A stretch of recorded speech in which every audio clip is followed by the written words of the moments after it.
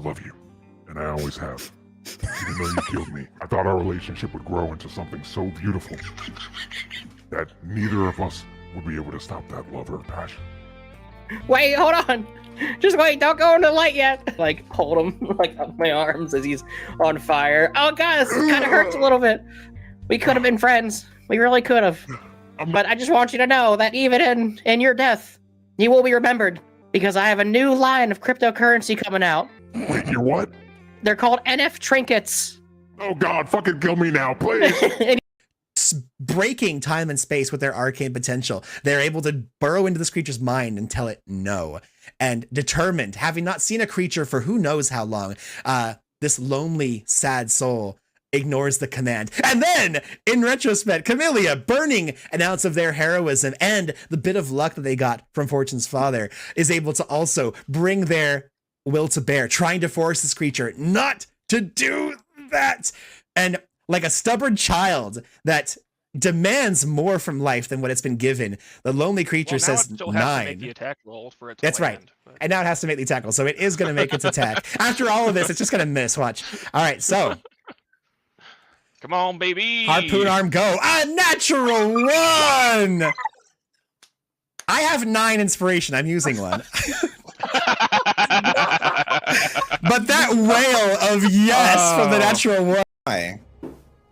Okay, describe this devil's fate at the claws of Slobber Chops. He gets like whipped around, lands on his head, still like conscious and alive. Slobs just starts like going at his ass, just like and just disembowels him. Oh! Like I imagine the camera pans away and you hear a sound like a wood chipper, and you just hear gore spewing off to the side. It's like somewhat, discretionary shot, but everybody. His legs are like. And then Slobber Chops' face comes up into the screen, covered in gore, and it just does the one like, the one like aggressive face lick. Yep. I hate exactly what it is. I hate everything I stand for. Eldritch Blast to the face at the werewolf. I refuse to flinch. And a nat 20. Critical hit. I'm just going to reach out, grab him in the face, and just... Another 21 points of force damage. Oof. Do you want to tell them or should I? It's not looking good, chat. Oh no. Toddleheim. Oh no. Drops to 0. And now you're alone, just like me. Get voided, moron. Oh, excellent drawing. Can anyone read these runes? I don't speak primordial. But that's also, right. yeah. You're on a bound. Look, Ariana's out. Balvarex, please take care of her. We'll be taking Mason as payment. He's collecting snacks already from the food hall for when she wakes up.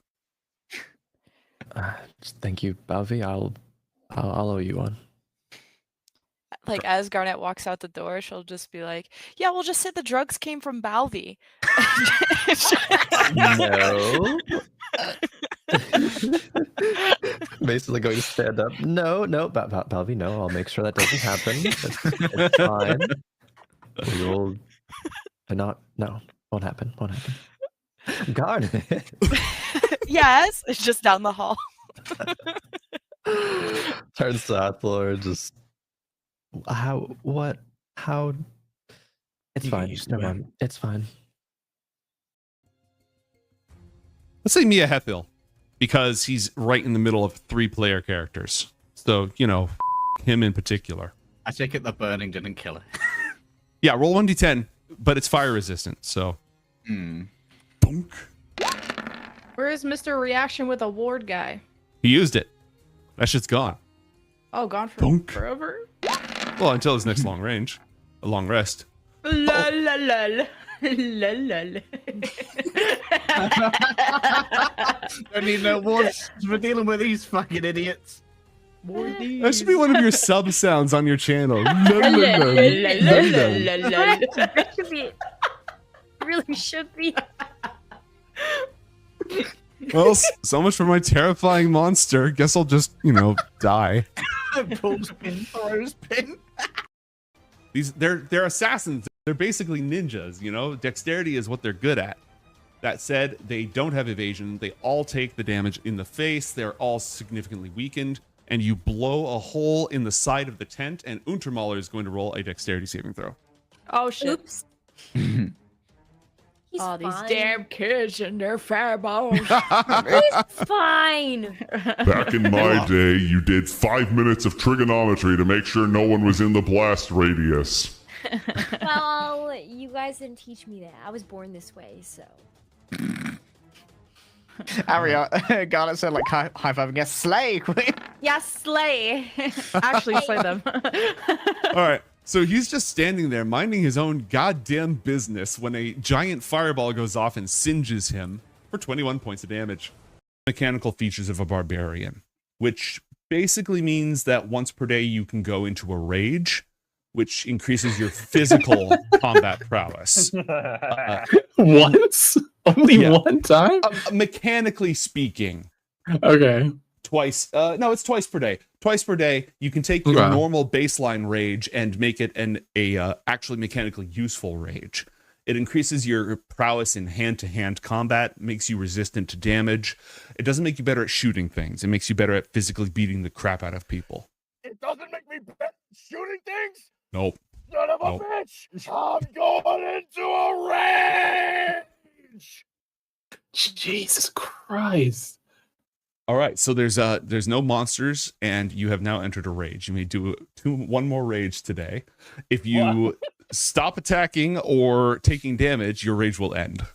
I'm gonna jerk off! Knock, knock, knock, knock, knock. Wake up, bitch, we're going shopping. Yep, this tracks. Yep, sorry, Balvi. Go back to sleep again. Goes. Cat butt. Cat butt. Goes, answers the door, probably steps outside. Just to not disturb Belvy. They would have gotten Athalor first because he's on the way. How would they have collected Athalor? 17. Oh, okay, that's good. That's good. This probably isn't going to be a big deal. Where'd my unarmed strikes go? Oh well. This is where I get power word killed. Oh no! He's not a wizard anymore. He's a single-celled amoeba that's just gonna try to grab you. Oh my god! Natural 20. Yeah, you get shoved into his pocket. You get shoved into John's bag of holding. God! Not again! Twice in one day. You're underneath, wrench, screwdriver, acetylene torch.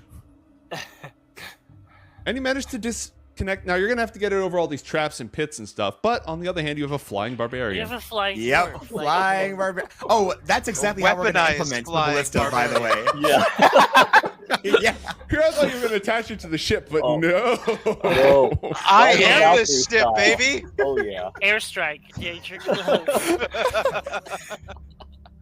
We're gonna roll into Avernus, and we're not gonna actually have any kind of like doom buggy. We're all gonna be riding on top of just Crozet floating around riding a ballista.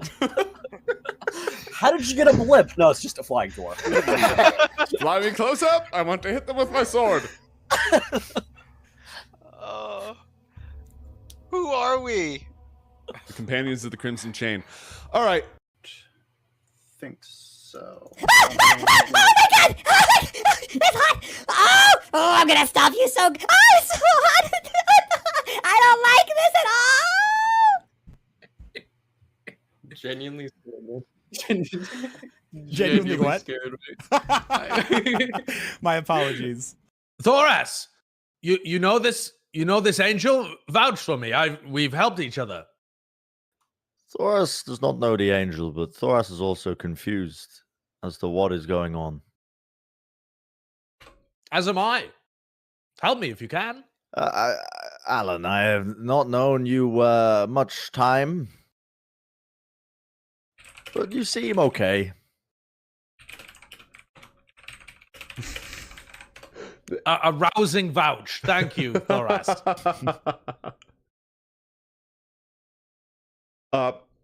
You remember when I let you borrow my car? You remember when I gave all of that money to orphan children? You remember when when I gave you those spare tickets that I had to that concert? Thoras does not remember much. Thoras can only remember falling through the sky and looking very cool. They were on their way to find Sig, Ariana's tutor, the head of magical botany, and someone who had already been a vector for the Infernals in a previous incident. And if Unter Meowlu, the library cat, would get off of my stream deck so I could run the show, that would be fantastic. Is it Athlon time? Let me at him. Let me at that. Regards. Regards. I'll kill that little. All right. Okay. There's a hunter's mark on him. Spend that inspiration and go ahead and drop that spell in the chat. I don't have any. Yeah, you do. It's okay. You have I one. do? You have one from chat. You can burn it. Friendship. Yeet. Okay, so he has to succeed on a strength saving throw. He's a pretty strong guy. Well, Not you know one. what? Fuck it. What if you don't? Oh. What if you don't? She's the most powerful wizard in history. I can't believe I'm using my last legendary resistance on a freaking level 2 spell. Ariana's the goat. Okay, legendary resistance. So as we just burst through the door while you're meditating. Honey, I'm home. Knock, knock, knock, knock, knock, knock, knock, knock, knock. It's goofy time. Blood banging the door. Mason like about to wrap up, just like opens his eyes, like side eyes the door, sighs. Gets up, answers the door. Oh, So what did hello? you mean by you told me to be help? Just immediately starts. You told me to be helpless, right? That didn't really work. But then you said you like Francisco because she's so independent and confident, knows what she wants. I'm like that. Why don't I have a Mason? Not you, but like a Mason. A boyfriend is what she means. Yeah, someone like a guy who likes that. Good morning. Do you want to come inside? Sure. Okay. Okay. Unless you have Okay, expertise or anything in art. Okay, that's that's Not even the dawn can penetrate the deep. Wait, does Evil Gang have one more inspiration? I'm checking for Evil Gang inspiration. Please stand by. Quan, used 2?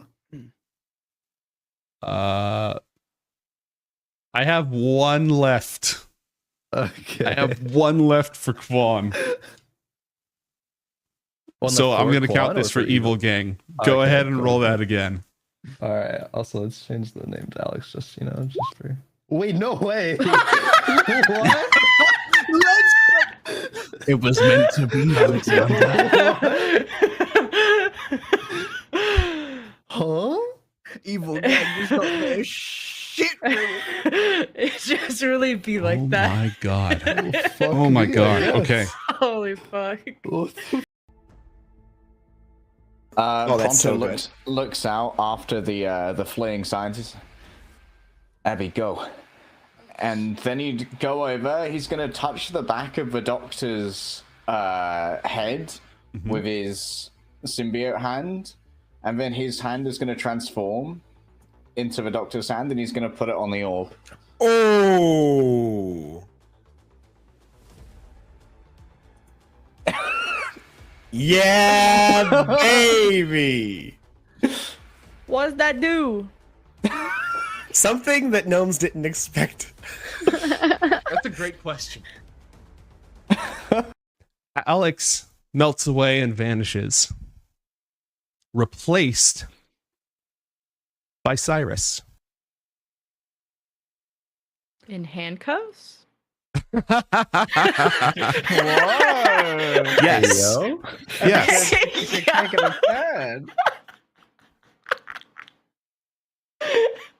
He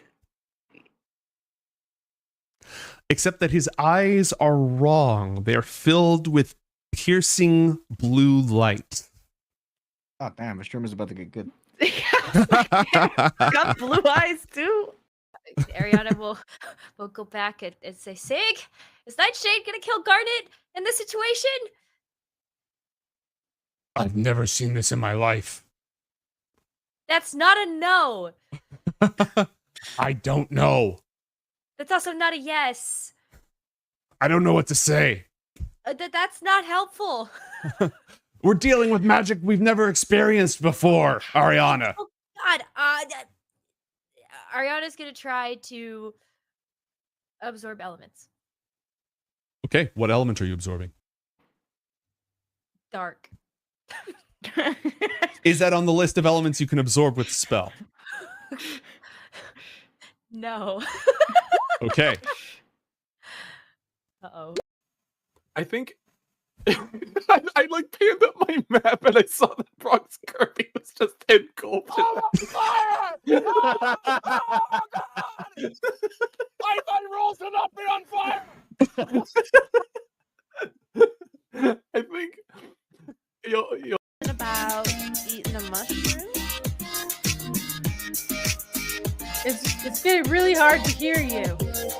I'm gonna take the last bit of the alcohol that Violetta handed me, and I'm just gonna splash John in the face. All right. Oh, that get in your eyes? Oh. John Well- falls to his feet and starts crying. No. Well, that. I think I preferred the dancing. Small girls, just checking. No, grown men can live for sword, Garnet. Well, Would you like I to could try? eat a soul. I could eat a soul like a snack. But I'm more thinking practical terms about swinging this fucking massive sword.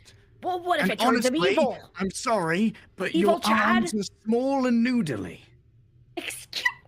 Mantra, my arms are not noodly. Macha comes walking Minus back 2 from the meeting.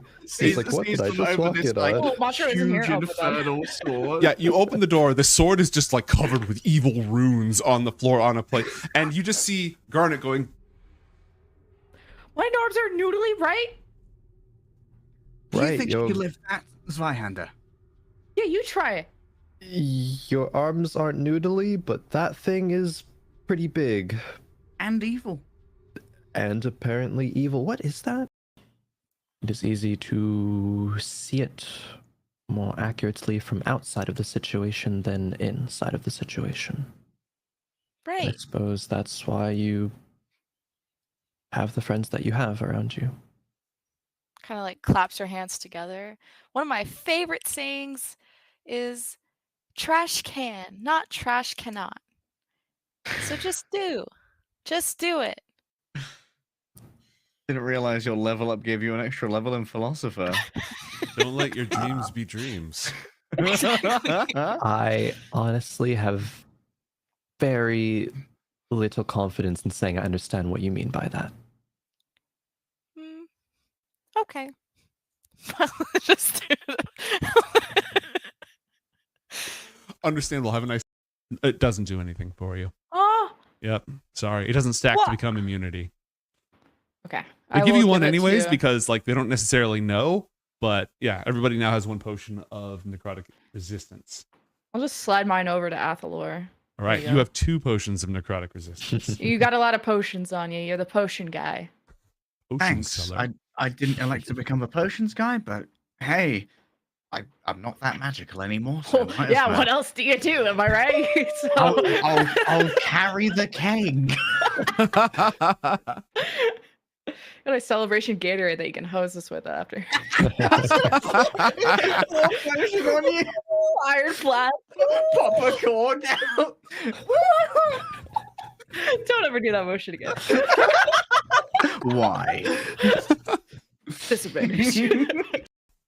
They call out to her in Draconic, and she responds. Wait, do I also see Sventisco for a brief second through the orb? Roll a perception check. No, you just see this guard walk out. What do they say to her? You been there the entire time? No. she got a natural 1, and she says, Sventisco. I mean, no. She says her own name like a Pokemon. Yes. Oh no. I need everybody in the room to roll for initiative. Oh. Damn, that's No, so Monty, your rough. girlfriend. Shit.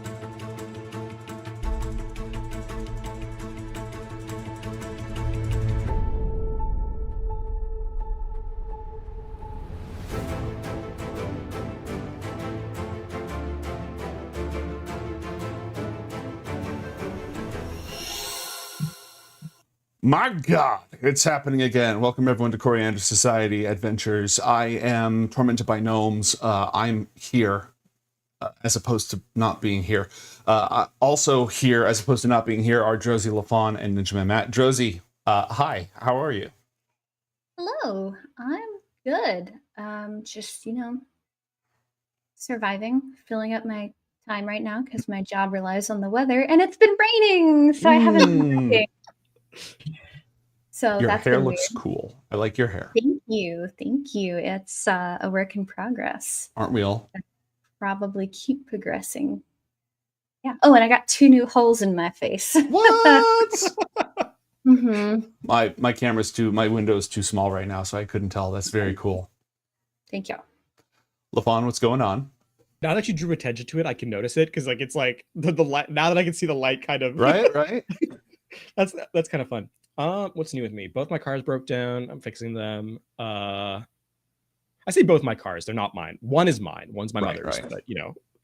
But Both of the cars you utilize on a regular basis. Correct. Yeah. Thankfully, the first one wasn't actually that big a deal. One was the grounding wire. I drive a Mini Cooper.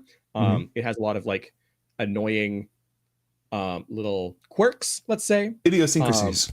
Yeah, European cars. Moment. It's still a fun car to drive, so I'm not upset about it. My mother's car, though, the clutch isn't working. I drive both of them are standard cars. Is that important? It should be That's okay. important, right? Yeah, that's how the car cars. Carry on. But yeah, it should hopefully be a simple fix. It's not the entire clutch that's worn out. It's just the clutch pedal. So it's probably a leak in the cylinder that provides the hydraulics that actually allows the clutch to work. So you drive stick. Yeah. For those of you too young to know what a stick shift is.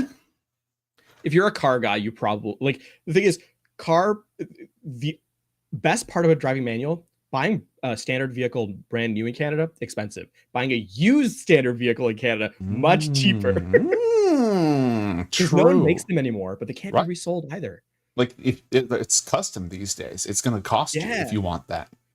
Automatic transmission used to be a feature. It used to be a perk, Now it's just standard. Yeah. And that's me. Matt, you learned how to drive stick, right? Wasn't there a car that you drove around up in Big Bear? Stick shift? Yes, that is correct. I actually drove a automatic in Big Bear, but once I moved off the mountain, I was in college and I had to, actually Liz probably remembers, it was that big old giant tank that we would drive to college the Kingdom car? It was the Kingdom Cab or the Kid Killer is what we called it. What? Oh my God. Because it was actually it was like the Zebra Mobile. It was this big giant Land Cruiser that had this black and white, almost zebra looking pattern on it. And it was from, I'm trying to remember. I think it was from Kingdom. The movie was called Kingdom. Yeah. Yeah, the movie was called The Kingdom. And it was this movie that my mentor had worked on. And this car was featured in the movie as one of the vehicles they're driving through. It's this really crazy war movie where they're trying to save people. It's very much like the King's Speech meets Saving Private Ryan. And that's not a very good description of this movie, but it has King in it. So that's where I'm going for that. It was very early 2000s post Mhm. 9/11 Oh. Iraq Yes. War Mhm. movie. It was like, we swear we're in the right on this one. Please Oh. believe us. And so this car, True work of fantasy. True work of fantasy. So this, thank you so much, honey. I appreciate it. So this giant tank of a vehicle was awesome. It was also a stick shift, and I had never driven a stick shift before. I didn't have a car, coming back down from the mountain. Because I had just gotten in a wreck with my mom's truck. We had Dude, this I big, remember that. the I'm one you were glad thinking you're of. alive, dude. Dude, me too, man. And I'll spare everyone the crazy story of how I almost killed myself in this giant truck. On But I accident. got another giant truck on accident. And then I got another giant truck, which was a stick shift. But thankfully, this one was made out of metal, which when we were younger, we thought, oh, dude, this truck's even safer. Turns out that's not the case. Those giant metal trucks, they're little tin cans of death because the truck won't break, but inside you turn into a giant little pea bouncing around, whereas newer age models are meant to die for you. So, that's You ever nice. shake a can of pennies? Yeah, exactly. They only take a can and that little ball inside. You're like, oh, yay, good. It still works. And when it stops shaking, that means the little guy inside is dead. Well, that's you in an old car, Anyways, so I'm in this car, and I remember I get there. I mean, my mentor lived in North Hollywood. I had taken a bus down from Big Bear because I was still like getting used to like coming down the mountain and like being in college and all that. And he was like, okay, because I had to go to work. I had to go to Disney. I got hired in. This was the summer when I was working with you, actually, in Disneyland, and I had to go to Disneyland. I had an hour, and he was like, okay, cool. Your shift starts in an hour. You've got to learn stick shift. Let's go. I'm like, oh, okay. And he gets in the car with me, and we start off by just going around the side streets. He's like, okay, cool. You're ready to go on the actual streets. So we go on the main streets. He's like, okay, cool. It's been 20 minutes. You can go on the freeway now. We get on the freeway. We do our thing. He's like, okay, cool. It's been a half an hour. It's time for you to go or you're going to be late. And I'm like, wait, that's it. It's like, yep, it seems like you're doing pretty good. You'll be fine. And the first couple of weeks in that car was terrifying because I mostly knew what I was doing, but it was this big, giant ass F-off old Land Cruiser that did not handle very well. And I had never used a clutch before. So I knew the basics of it and struggled through it. It was a lot of hit, touch, and go, but it was actually a lot of fun. And it was a valuable life lesson that if I ever have the choice of choosing stick or not shift, I don't take stick because it's very annoying. I like to be able to hold my hand's wife when I drive, and I can't do that when I'm driving a stick shift. I was gonna say that the lesson should have been that you can learn anything and you can do anything you put your mind to. But yeah, automatic versus stick, sure. Those are both true. Well, it should have been a hopeful message of you can learn anything you put your mind to, but the lesson here is old technology sucks. New technology is better. Give your soul to the machine. Enjoy. Ever since I became aware of the weakness of my flesh, it disgusted me. Now, this is Russian swimming lessons for small children. You throw baby in water, baby will swim. Okay, I know we used a lot of time in the pre-show, and now I don't in care. the I'm hanging out with my friends. pre-show. Go ahead. So it's funny that you say that because I think a lot of us, and we all had this discussion that most of you didn't hear. But there's a lot of things going on nowadays. I think one of the big things is the young versus old. There's always this like dichotomy between young people suck. It was always better when I was younger, and I feel like the whole toughening up thing is one of the big proprietors now. I can tell you, like, as a dad, all I hear on social media and from like friends that I know that, and I'm not saying you guys, but friends that I know that don't have children and don't really understand. I feel like if you're not around kids by being an aunt or an uncle, or if you don't have a respect for people who are trying to rear children in a positive way, you have this idea that, all gentle parenting is awful. All it means is that you're spoiling your kids. You're doing whatever they want. It's like they're the masters and you're the servant kind of a thing. Like, oh yeah, you wait on them hand and foot. They're weaklings. I don't learn anything. And it bugs me so much every time I see anything if I see somebody on social media opening up with gentle parenting, I immediately get like super sus of it because I'm like, you probably don't know what gentle parenting is. Because most people, when they say gentle parenting, they mean permissive parenting. That's the kind of parenting where you're just letting your kid do whatever you want. It's that very like late 80s, early 90s, like very stuck up kid who like, my dad owns a dealership. And don't you know who my father is? That whole tea kettle where they get whatever they want, like Veruga Salt from, Charlie the Chocolate Factory movies, that whole thing. But really, gentle parenting is really all about tough love, and you are the main thing is love. You want to make sure that you are helping kids. You want to make sure you're there for them. And what I'm getting at is that it's really, really annoying because you have the whole like, oh yeah, man, I grew up just fine. But my dad just threw me in the pool. And I either learned to swim or I didn't. It's like, well, you're here, so you learned to swim, I guess. It's like, yeah. And it's like, but like, you know, do you like stay up at night crying and thinking about, you know, how tough the world is? Like, I can tell you right now, I grew up with family members that were like, yeah, you just got to do this, you know, bootstraps, toughen up. And I recently, over the last 2 months, started going through therapy. And I always knew that it would be really, really good for me to do that. But I was always very resistant to it because I grew up with people that were like, oh, absolutely don't touch that ish. Therapy's awful. It makes you weak. You should be able to take care of your own problems. And even though realistically I knew, oh yeah, that's a bunch of horse crap. And I was always, oh yeah, you should totally go to therapy. I would never do it for myself because obviously I know better than everybody else that I don't need to worry about that. I already self-analyze a lot. I don't need someone to help me with that. But it's been really nice to be able to have someone to speak to about it. So aside from, you know, careful with saying kill yourself online, you know, also if you need help, go find it. There's a lot of stuff out there, you know, from little apps that you can use, which are sus. You should probably investigate them before you go on an app and share your life story, or you can go through your medical provider. But regardless of what you have access to, going and at least talking to a friend, or seeking professional help, it's a really good way of making sure that you can work through yourself. Otherwise, you carry on all of the past crap that your parents dumped on you. And nowadays, much like with other things, we're working on trying to build better humans. So, you know, overlords and all that. Yeah, let's go. I know we got a game to get to. No, we're all we'll get there. We will bind the god when we bind the god. Carry on. I just want to say I'm really proud of you for diving into therapy, and not only that, but like talking about it and endorsing it. The Thank other you. thing I want to say in regards to like gentle parenting, I'm not a parent, which I know is always a great way to start off a statement. I have something to tell you about a thing that you know a lot. It's like for me, I'm like, hey, I don't know a shit about lizards, Liz, but I think I can teach you a thing or two about herpetology. But like I've had the privilege of being like able to be an auntie, and I work with kids and Yes. stuff and all that, but I've had the privilege of being like an auntie to Matt's kid and to my biological nephew, both of who have definitely been gentle parented it. And it's really nice to see, as an adult, it's really nice to see those kids who are not afraid of me like I was as a child, and like are trusting of me despite being like an adult authority, and are not afraid to like ask questions or make mistakes or tell me things. Like, it's really nice to see that as something that I didn't have as a child. And I think that's super cool.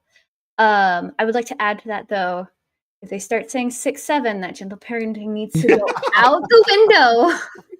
And you need to lay down the law. You voluntarily subjected yourself to an entire like summer's worth of what? Junior high kids? Pre-junior high, 5th grade. So Yeah. right before junior high. Yeah, you submersed yourself in the sauce on that one. It was terrifying. Some of those kids, I would never hit a child, but some of those kids tested my patience.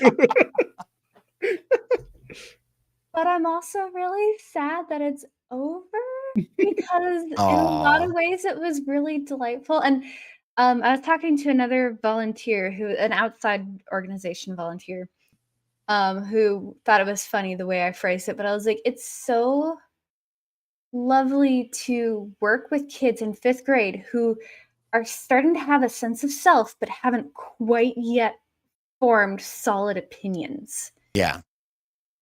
And being able to show them like really cool stuff.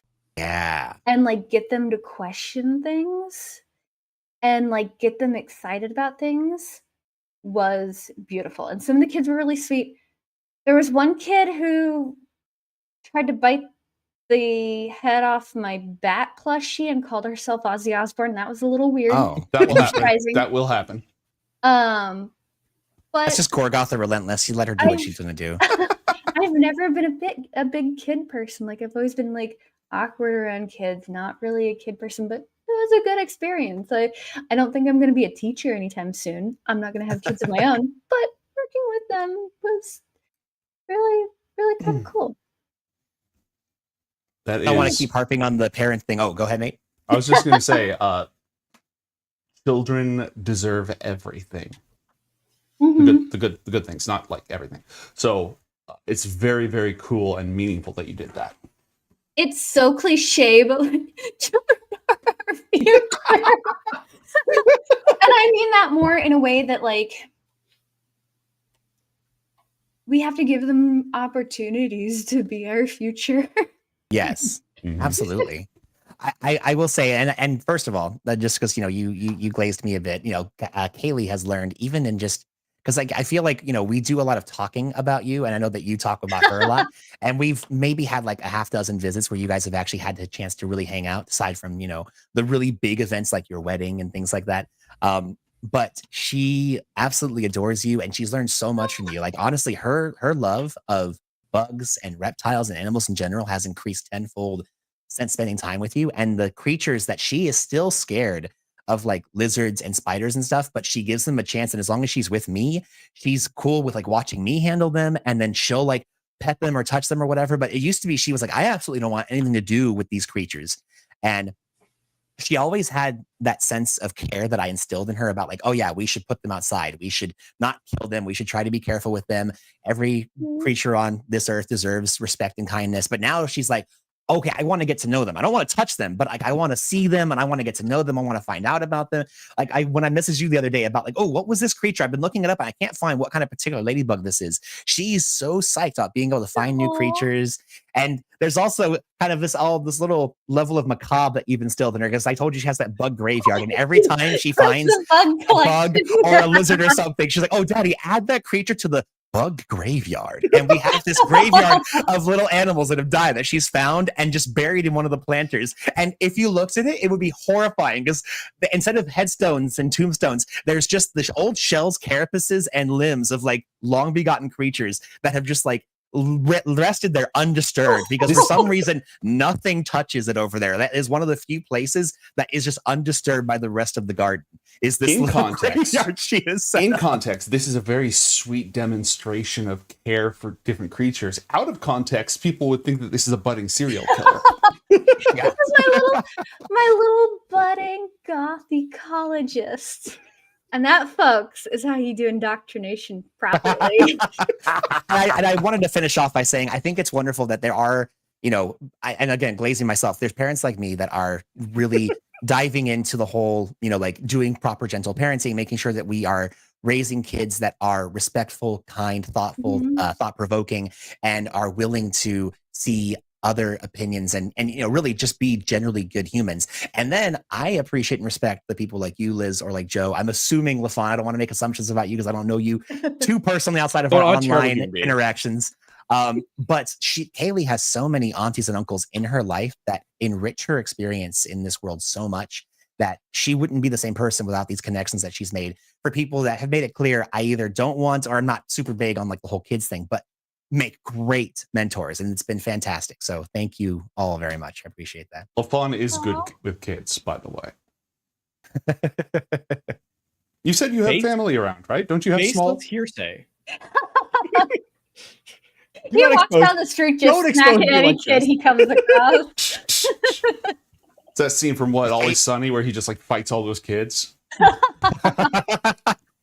If Kaylee saw your hair, she would think it was magnificent. It would want to get to know you. I will be seeing you guys on Saturday. That will be so much fun. I'm so excited for that. Believe it or not, we're here to play D&D, you guys. Let's do that. Let's do some of that. When last we left our heroes, protagonists. When last we left the subjects of this particular narrative, they had arrived on the ancient capital of the long-lost Mind Flayer Empire in search of the powerful artifact, a psionic nullifier called the Annulus, with which to save an entire planet from a Mind Flayer invasion. In the depths of this planet, they have come across the last avatar of a dying god, of a dead god, the illithid god Manzikorian. This is a terrible foe with incredible power, and yet it is the last glimmering flicker clinging to existence in this place.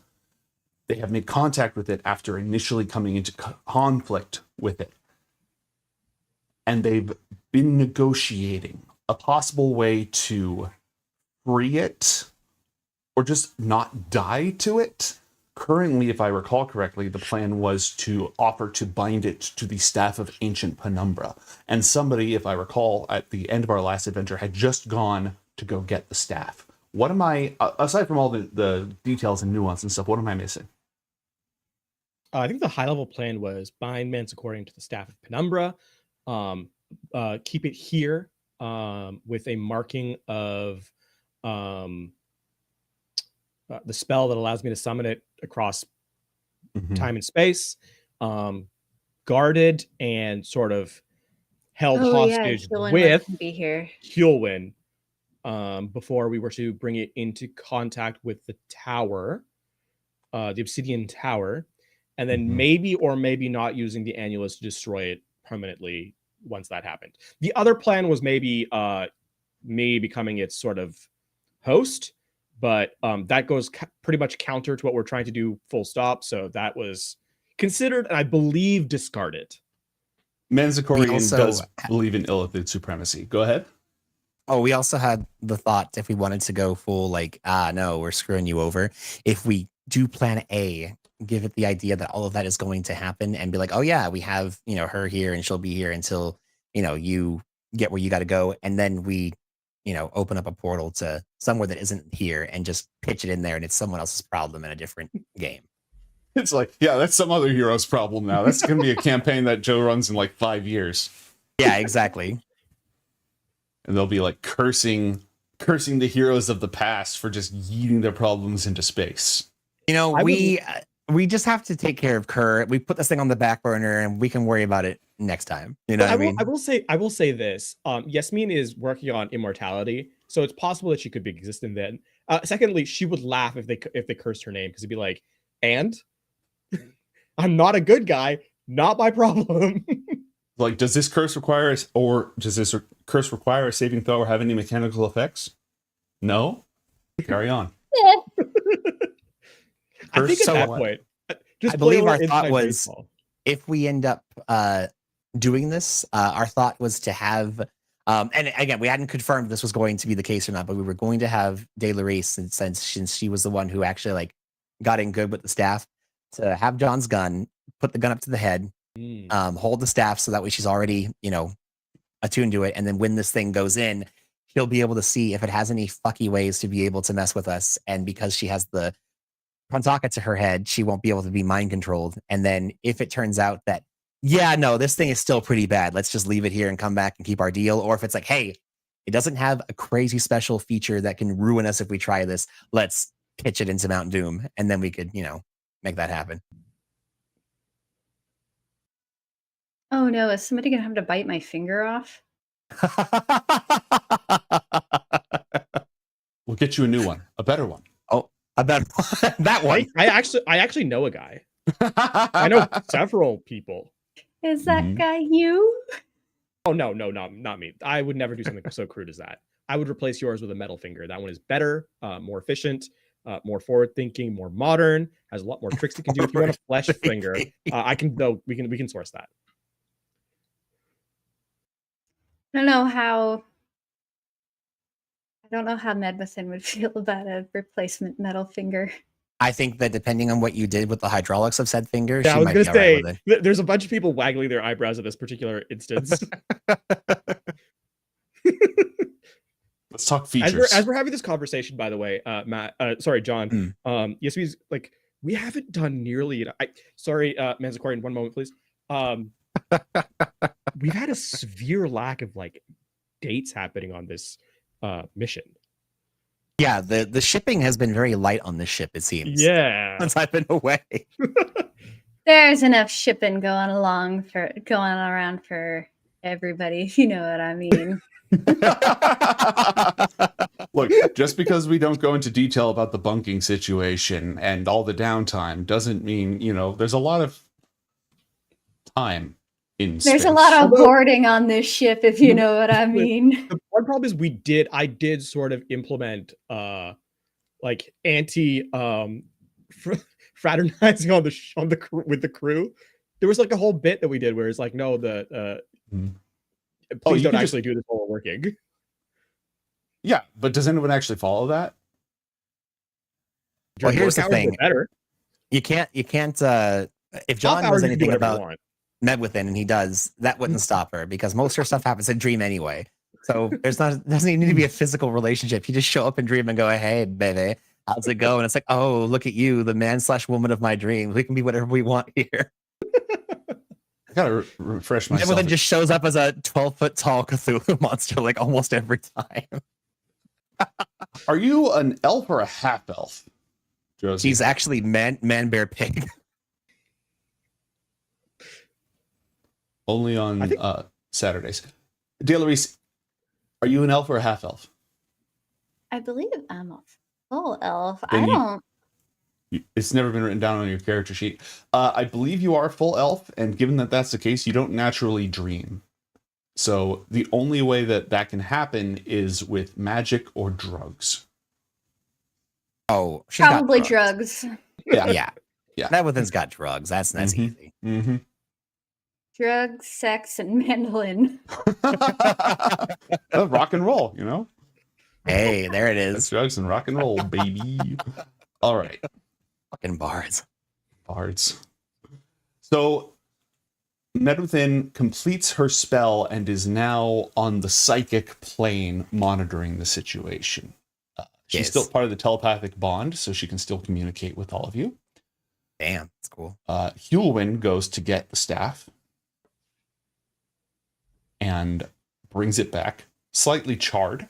She can fly, which makes her the right choice to go get it quickly. It doesn't like her, but she shrugs it off pretty easily. She isn't exactly sure what to do with it, so she will hand it to John.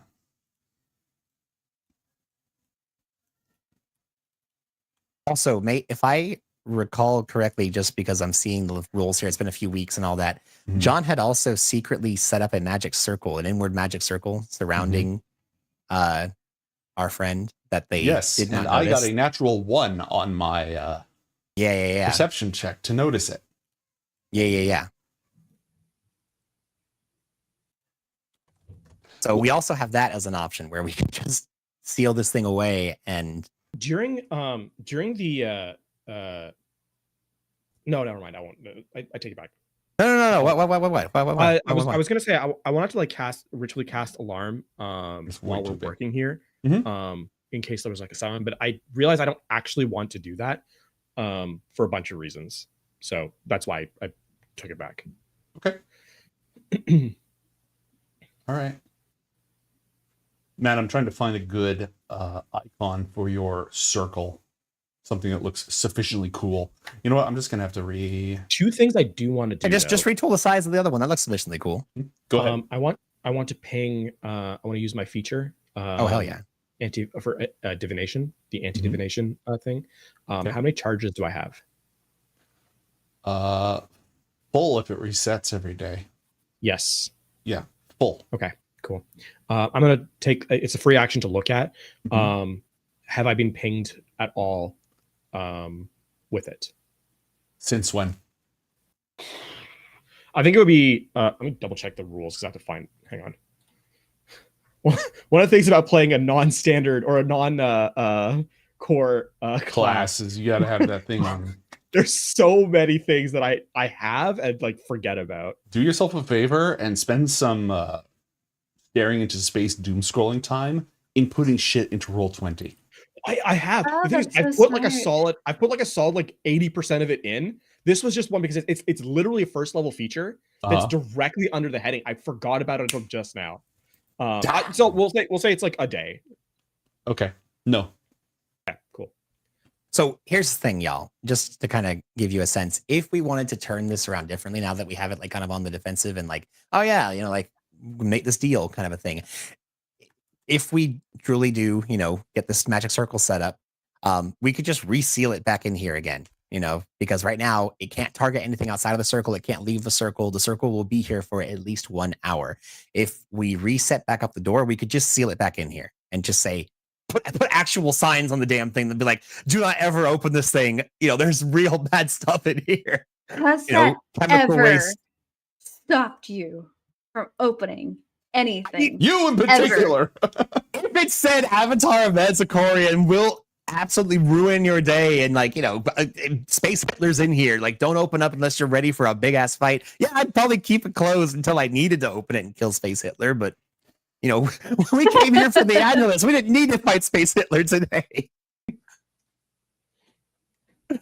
But you're right. You're totally right. Some other plucky adventurer could come around and go, Space Hitler, I could take him. So there's a few options. We can do what we said for plan A and then maybe go to plan C if that opens up to it. We could just drop the magic circle. It's here for, a while, and we could just stand outside the circle and just shoot this thing, and it's going to have disadvantage, can't possess us, can't make us afraid, can't charm us. So it can still attack us, but it's going to be at a disadvantage because everything it does to us is going to be negative and everything we do to it is going to be normal.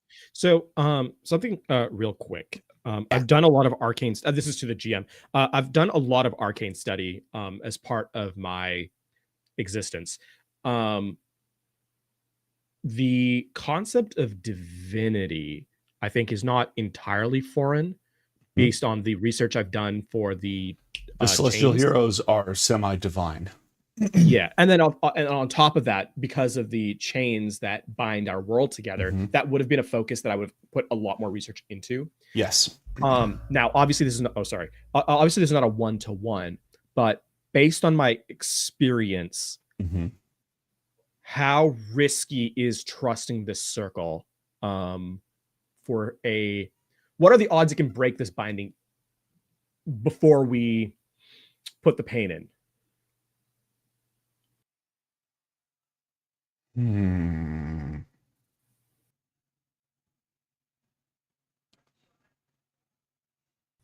Depends on how many legendary resistances it's used. Because if it can teleport in any way, shape, or form, it has to roll a charisma saving throw against Matt's DC. If it succeeds, it is now outside of the circle. And bad things will now happen. Also depends on if it can dispel. And then if it can dispel, what is its total skill? Depends on how many counter spells you have left. The odds are good it will try to resist. If you can focus your... Go ahead. I was going to say, based on that, how much bullshit are you going to allow me to get away with? Because my magic is immune to being dispelled. Legendary I also have... resistance. Go ahead. Well, this is the other reason why I'm tagging in the bullshit. I also have the ability... my entire thing is based on rituals and primordial speaker as a backup as well. My entire character is weaving things together and making them immune to magic. Basically, I want to weave in, if we end up taking this, with that idea that I'm in connection with John, that we've worked together, that we've kind of married our tech and science and magic together. If I can fortify his magic circle castings with a lot of my basically administer a vaccine to his magic to prevent it from being dismissed. Do you have, I am open to this, do you have any specific spells, gadgets, or abilities with related mechanical effects that we can use as seeds, if you will? So I do have Arctive Investigator, which is counterspell. The other thing is I have Pass Without Trace. The reason I'm bringing that up is the stealth component to, again, layer in that idea of making this more difficult to kind of read the approach on. What else did I have? There's a couple other things I have that could... Weird devices. You have some ability that specifically is for bullshit, right? Master of Rituals. You have delved English. You have delved deeply into the secrets of ritual magic and are able to beseech powers from beyond the veil to gain supernatural gifts, though never without costs. I have ritual powers. What else is there? Yeah, that's Master of Rituals. But can't you build weird devices? Like, can't you? Yeah. That is the case. I can build items that copy magical effects, but are not magical. Because you built the thing for the astral storm dispersal. Yes. Yeah, you would have to build something, I think, to get the most out of this. Like, my answer is definitely yes, but your idiom and your special when it comes to nonsense would involve building a device or an array of some kind. Okay.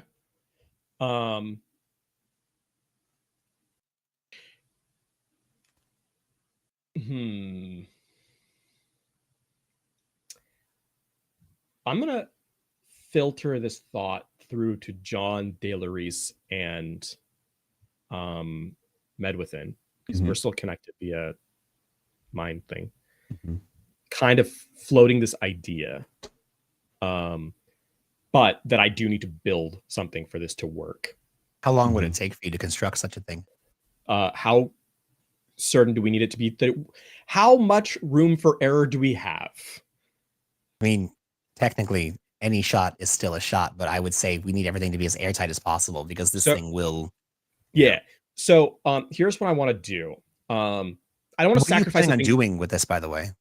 Basically, so this is just to make sure that any magic we use targeting this entity is not magic. Contraptions. Yes, that's the thing. Is not magic. I want to make sure that like counterspell and dispel specifically do not work on it. Okay. So this specifically says when you perform a ritual, if you have access to an anvil and smithery, yes, you have the manufacturing components of the ship, you can spend 1 additional hour to build an insane contraption to incorporate the effects of one of your known spells or scientific gadgets into the casting of the ritual spell. So if we're taking an extra hour, you can incorporate one ability as the seed ability that would be woven into this. Okay.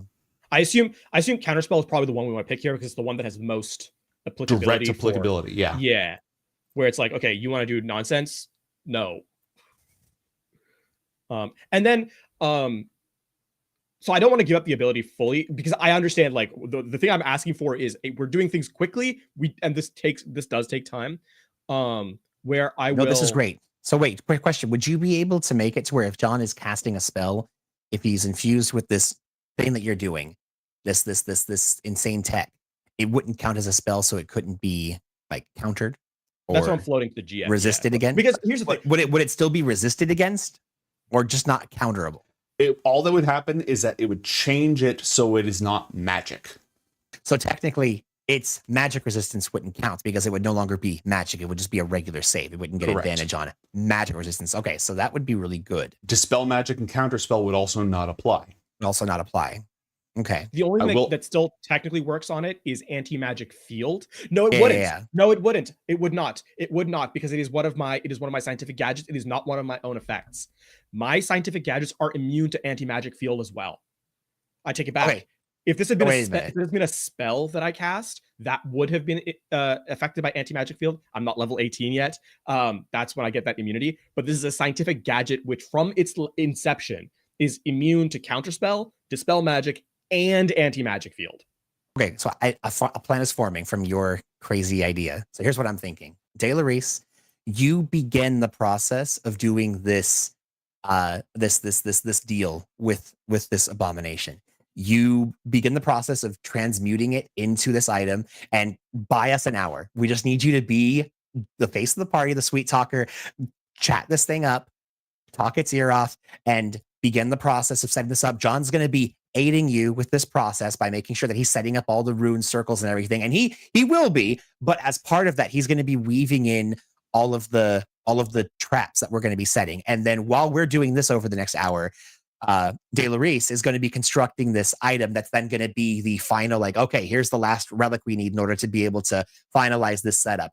And what I'm thinking is, as part of this magic circle, when this thing pops up, combined with the magic circle, we're going to have John's only 6th level spell, which is going to be Flesh to Stone, which if he doesn't have magic resistance and he can't counter it, he's going to be stuck inside this magic circle and slowly turning to stone until eventually it petrifies, as long as we can debuff it enough. Entity is incorporeal. It's incorporeal? Yeah. When did that happen? From the beginning, I believe. Yeah, that one. It did go through the wall. It did go through the Yeah. wall. Yeah. So it's a freaking ghost? It says incorporeal movement. It said that you were able to. I thought it was phasing. You said it wasn't incorporeal. That drop the spell. Drop the spell in chat. Yeah. Other thing, actually, so the other thing I want to do while you're reading that I want to speed up because I have Mask of Machine Command. My technical stuff are machines. I want to do like we did with the ship, where we build all the components and then as a command to it to speed up the casting of it, basically have my mask be like work and have it like kind of flow together with that secondary ability. So if the creature's body is made of flesh, is the avatar of Manzikorian made of flesh? I would argue no, because it has all the resistances typical of specters and stuff like that. Okay, so this thing's just like a freaking ghost then. Pretty much. It can still touch you, but ghosts can too. Okay.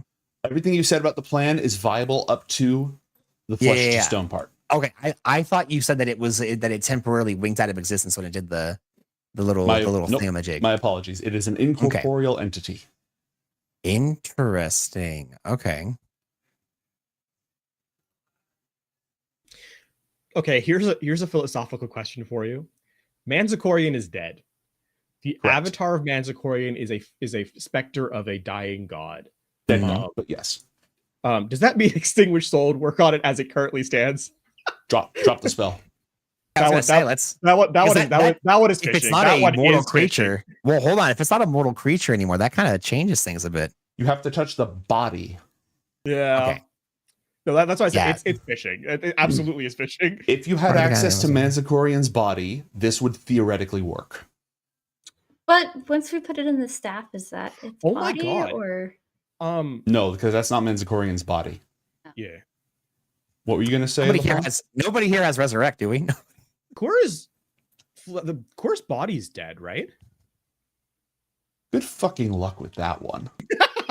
Hey, I mean, you're the one that said he had access to his body. I'm just saying. No, the flesh is actually alive. That's kind of the problem. Okay. Yeah, the flesh of Kor is in fact alive.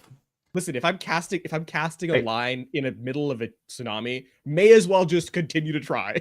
Look, I'm not saying that might not be an element of your final plan, but it is not the speed run to defeat the final boss. No, I know. But keep it in mind. Keep it in mind.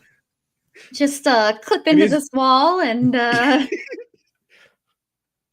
Listen, Yasmin absolutely would be into tasks, so it totally checks out. Absolutely. Hulwyn doesn't have resurrection. Hulwyn does have raised dead, but that only goes up back to 10 days. Yeah. Yeah. There you go. She also has dispel good and evil. I was gonna say I was reading through this one right now. This has been on her mind. Dispel good and evil has been like one of the things she's been keeping in her pocket. She also has her aura of warding.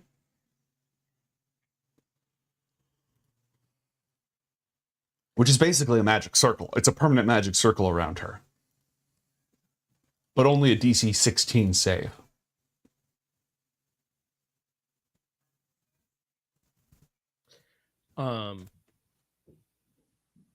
So, I mean, what would this thing do if it was dismissed? If it was like basically banished? I mean, because we're saying that it's an undead spirit of a dead god, and so I don't know where because they don't have souls. I don't know where they go when they die. Do we have anything that turns the staff material into flesh? Because then we could, The staff is made of something called substare, which is a exotic, nearly indestructible substance that comprises But the can you majority of Penumbra's structure. transmute it to flesh? It's with what spell? I don't know. I'm asking if anybody has something like that. If I had a wish, I could do it. Tragically, I am half a level off being able to do just that. Really? There Wow. are some wild things in the Book of True Evil. Like there really are. Get good, Yasmin. Give me another 2 days, okay? We just need to get the annulus. I've been told. What if we just trap this guy here, grab the annulus, level up, and then come back? And then come back. Mate, so while we're coming up with this, the door that John knocked down, is the whole thing just bupkis, or if we got that door back in place, would it reactivate the seal that was holding this thing in here? Roll a Arcana check for me, please. Okie dokie. You may absolutely have assistance. You may roll this with advantage, Lapon. I will use brain assistance. Yeah, we're in lockstep mind to mind. Like there's no way we're not communicating this kind of Sicko to sicko communication. That seal was not keeping Manzikorian in. It was to keep things out. It had nothing to do with why he's here. I think. So what the heck? Was he just literally just sitting in there and just had no reason to leave? No, he must have had a reason not to leave. Like there must be a reason he's here, but there was no spell binding him. So there was nothing binding him in. There was no spell binding him. Interesting. So it's been a couple of weeks since we last played. Let me so from my notes and the things I remember, the avatar of Manzikorian was placed here as to complete. We posited back then a couple of sessions ago that it was here under command of something. Sorry, under the command of Manzikorian to complete something. We weren't sure what that was. We never really got that in. The second thing was I think we knew about that spell or the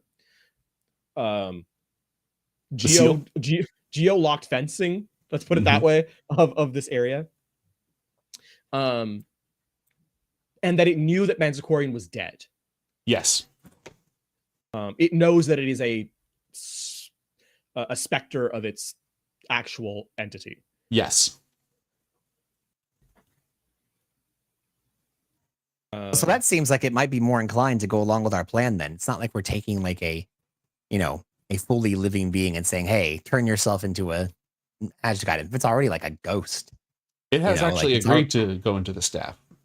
Yeah. No, I'm just saying, like, it makes sense why it's probably down with that. So yes.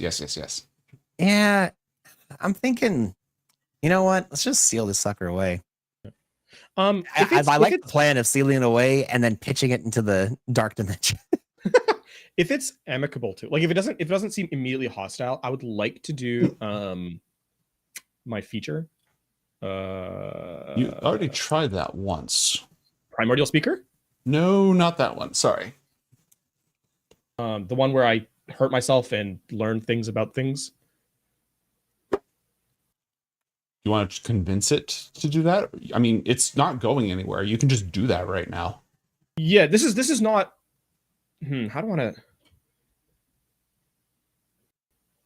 Yeah, I think the angle I'm taking is that in the interest of completing this ritual safely and securely, with limited chance of blowback, to working magics this big is not safe. And as to sing the song of construction and creation, having information is useful. I want to be able to pull markers, the filters and flair of a creature, to be able to sew it into its new form. And doing so, having that information would be extremely handy. And so that's what I want to do Primordial Speaker for. Okay. Do you want to roll Persuasion to try to talk the avatar of Manzikorian into this? Yes. Are you deceiving? Are you lying? No, I think that in this particular case, I'm going to ask the GM on this one, which one you think. I'm not strictly speaking lying because it is technically true, but I'm also not lying. You are concealing it intent. I will call this deception. So that's actually better for me. Thank you for putting that one. I'm spending a Villas point to do so at advantage. I have the same score in persuasion deception. Do you have a bardic boop right now? No, I spent it on something earlier. Could you have a bardic boop for this? You did a I've short got you. rest, right? I think you got your shit Oh, back. I think we Because did. you're a higher level bard, so I think you get your shit back. Yeah, on a short rest. Yes. Okay. I give you the inspiration. Cool. I'm spending a Villas point to do, because this is lying. I have mendacity. Doing so at advantage. Charisma is one of my better stats. 18. Okay. I'm rolling the what do you call it on top of that? The bardic boop. It's 1d10. Thank goodness, it wasn't a natural one. That would have been long. Yeah. It's a 1d10 for your 1d10, that's right. Yep. Okay, 20 dirty. Is there anything else I have actually? Double check.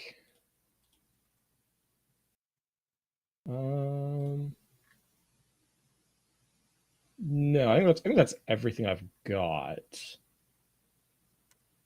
Let me double check something for mendacity real quick. Sorry, I'm scrolling through the document. All good. Inherent heresies. Mendacity.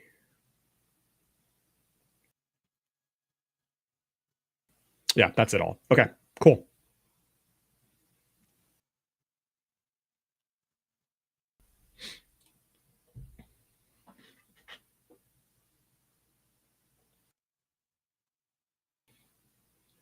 That was a low roll. If it has a plus 11, we're in trouble, but I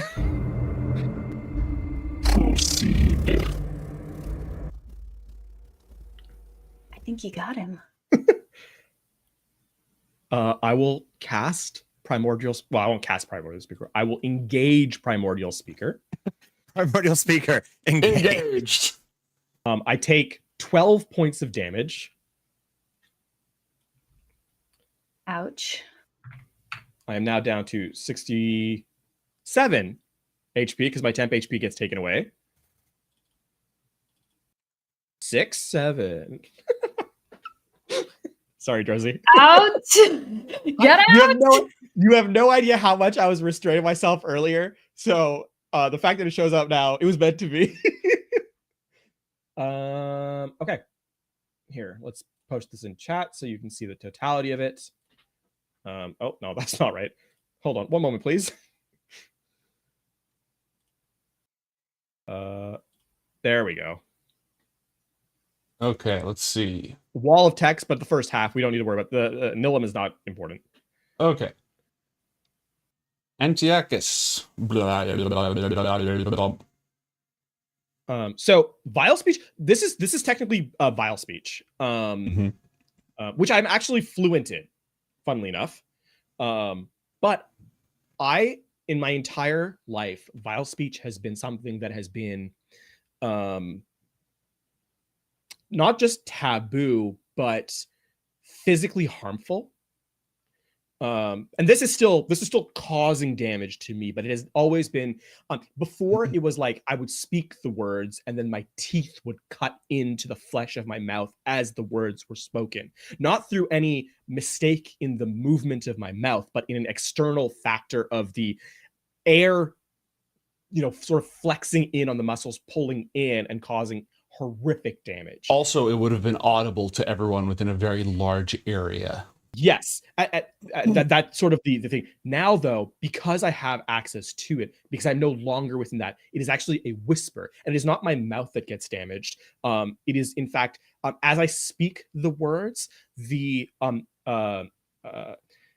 impetus of and necessity causes the ideas of themselves to kind of strip.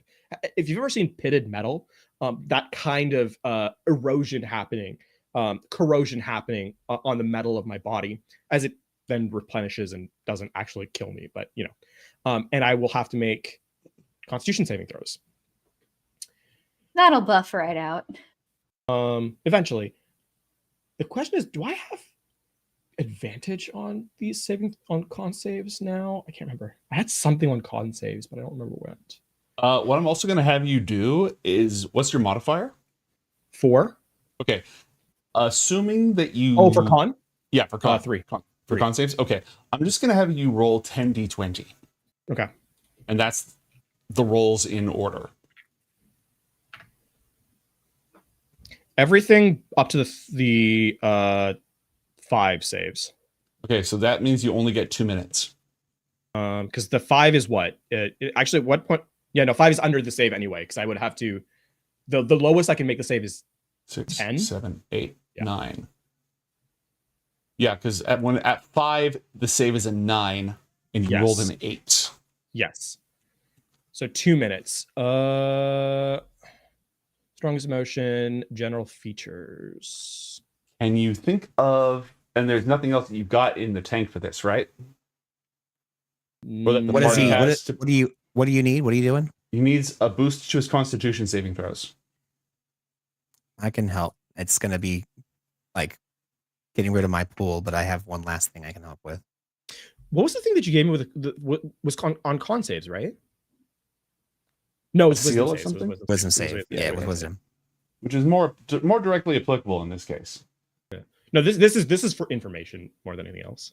Yeah, I'll use my last boop. You get a 1d8 on this as I deduce, which I oh, okay. Oh, your deduction dice. It's a +1. I need a +1. Oh, well, I need a 9. I'm at 8. you got it then. John's gonna come in and just like you were doing earlier with your assistance, he's going to be providing assistance and using his abilities as a agent of the Coriander Society to help tie any loose ends to this incredibly complicated thing you're doing. So I'm now up to 3 minutes. Okay.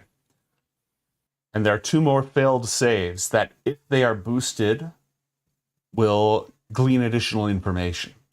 One more success would get me to 4, because that second 3 that's there. Correct. Is the second. So basically, it's pairs. It's every 2 saves gets the next threshold, up to the final one. So this 3 and this 8 are fails. Yeah, because the save gets progressively harder. Yeah, the 3 needs to be a 10. Ooh, that's a big. Hold on. So DC 5, 6, 7, 8, 9, 10, 11, 12. So it needs to go up to a 9. So you are 6 off on that save.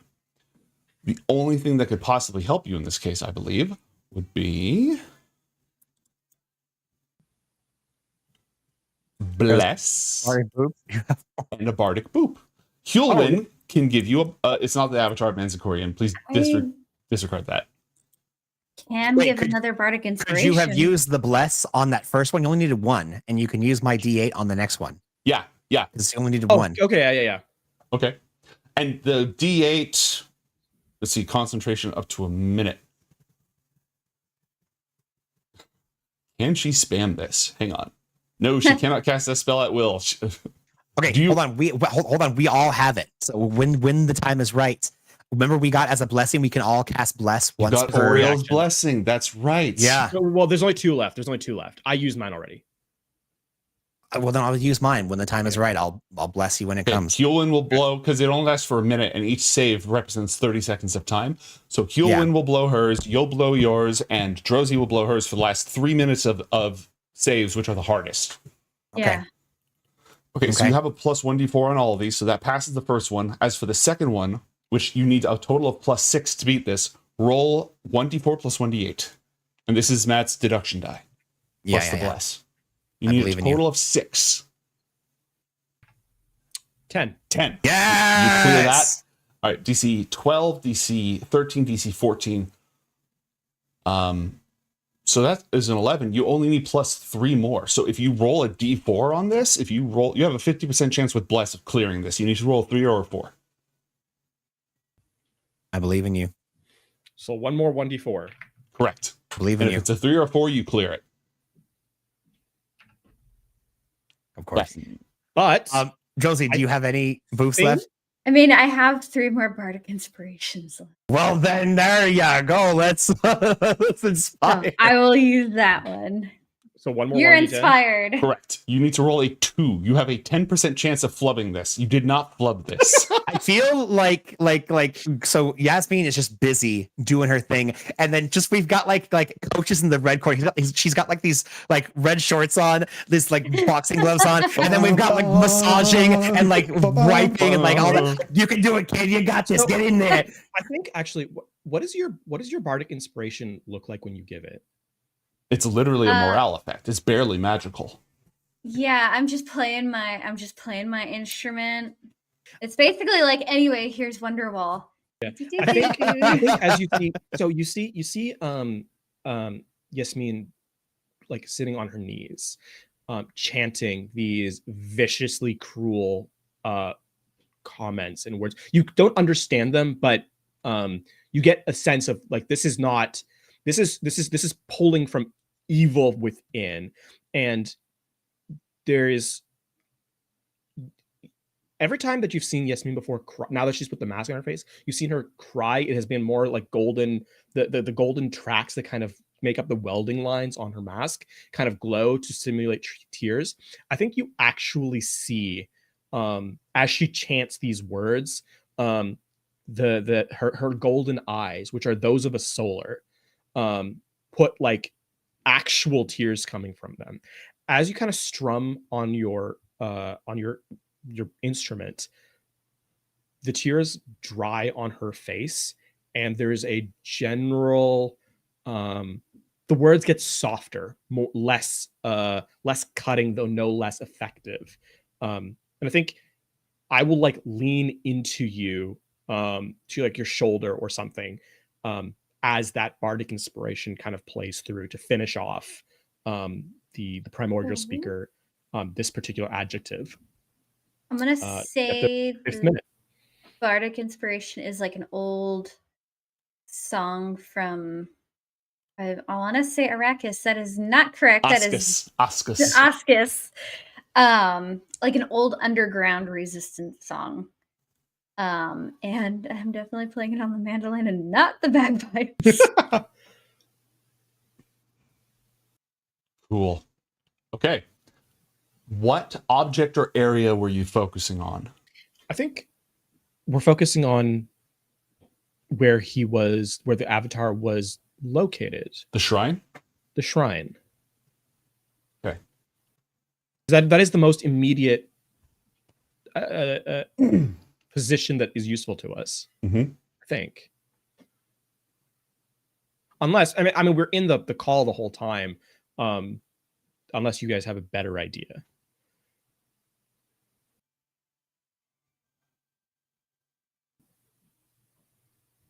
No, I think that works for me. I think until we get all the information we need, yeah, I think that's about it. Okay. Okay. The strongest emotion associated with this area is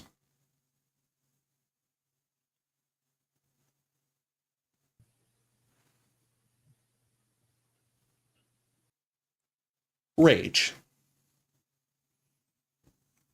Now, rage of a barbarian or rage of like ice cold, the rage of the gith that we remember how I got the same image emotionally from that, or is it the rage of an entity that is so above everything else that it's like the puny, how dare these mortal creatures attempt to bind me?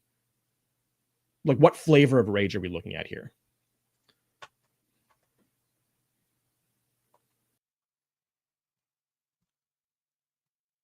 It is the rage of a being that considers itself vastly superior. It is outrage at their audacity, disgust with the fact that they succeeded, and isolated seething. And it is not with these creatures that it is directed at a single entity. Okay. The general features of the creature looks very much like this avatar. It is this avatar. Is it okay? Mhm. Is it this avatar superimposed over? Is it this avatar as it stands, or is it superimposed over its actual will still existing behind it? That will is gone, but you are able to perceive that will. Okay, so this was when Manzakorian was alive. These emotions have remained. Okay, so Manzakorian died. Mhm. And Manzakorian knew how he died as he was being killed. This avatar also knew that. Okay. And inherited that outrage, but survived it. Okay. Though infinitely diminished. So that rage at one single entity is at Manzakorian's killer. And ever since then, it's just been unacceptably diminished, unforgivably diminished. This is a affront to the universe and to the natural order. This is the sun. This is the sun being dark. Yes. It is to itself. It is the idea of fire not being bright. Right. The idea of And okay. Someone did it, and that something that did it was something dumb, something ignorant and brutish. And that's just disgusting that such a inferior entity was able to do this.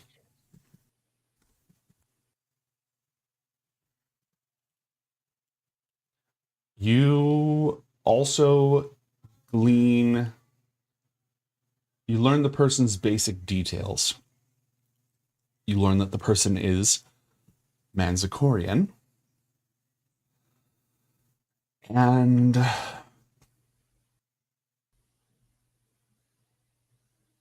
you have a vision of the infinity of the astral plane.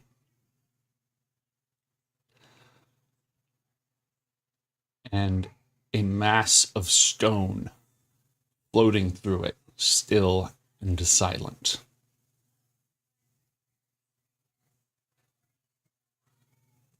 A mass of stone much, much larger than this avatar, but rough hewn in very much the same shape. So like a crude stone carving. Yeah, or like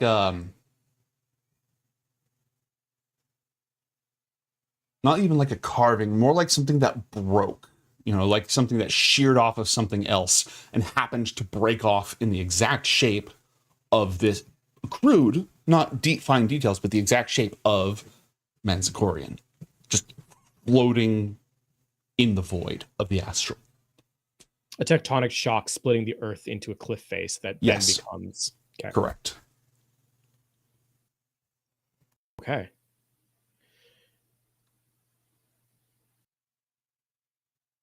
I'm going to slowly step to my feet. I am going to reach into my satchel, pull out a knife, carve the into my metal arm, not into my flesh one. Carve the basic. The astral is all imagination. The astral is all thought. And yet physical matter also exists there. Absolutely. I'm going to, in that like raw acceptance of that information that comes through, make a connection, I think, or attempt to kind of bind that mental picture to my physical form. How effective is it going to be? I don't know. But I think there is something of the immediacy and physicality of it that I would like to keep. Okay. Even as I try and kind of bridge that mental link with it. But what I actually came for is I'm going to take that wealth of emotional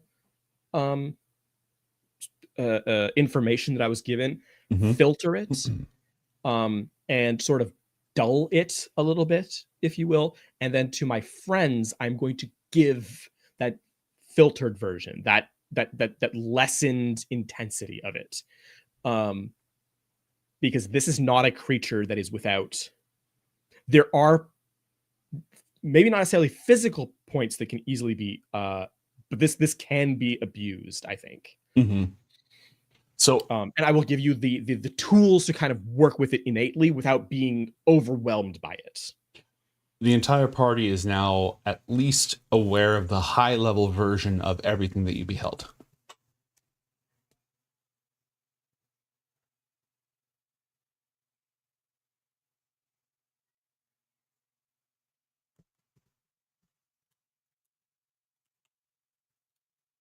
What would you like to do?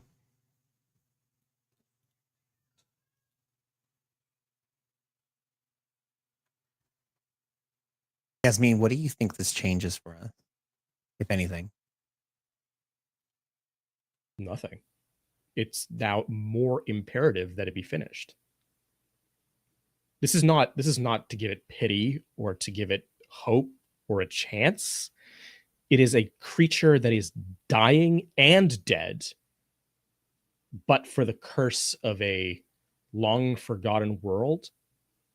This is a corpse that has not rotted because of luck of the draw, an ice age that came over.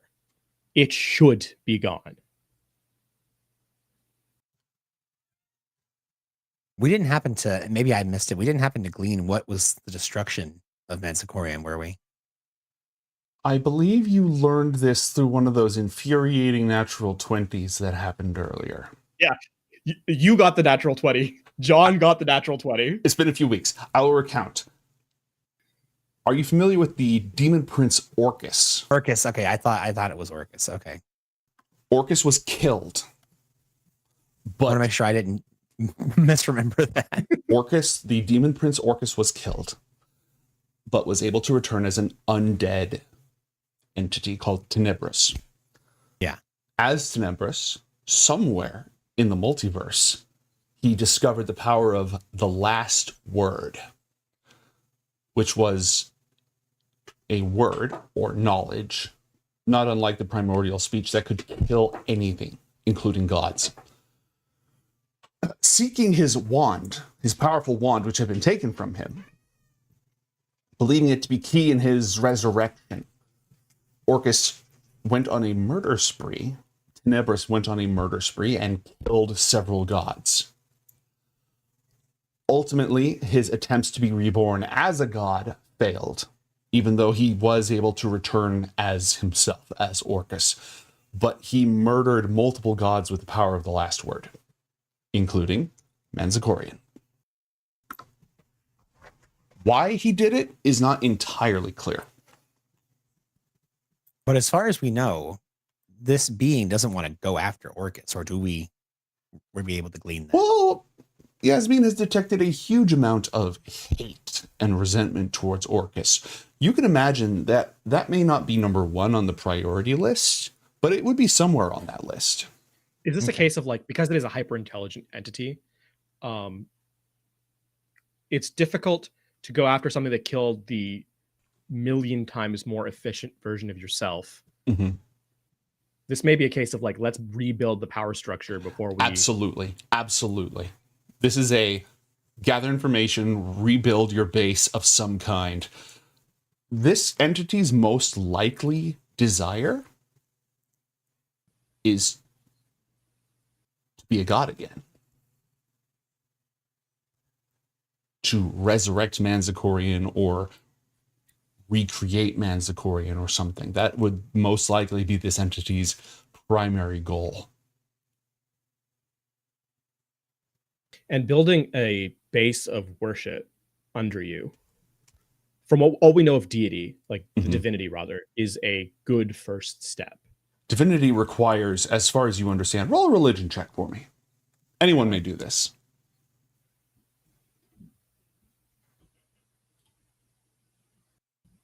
Uh, 17. Okay. Should you have advantage on that?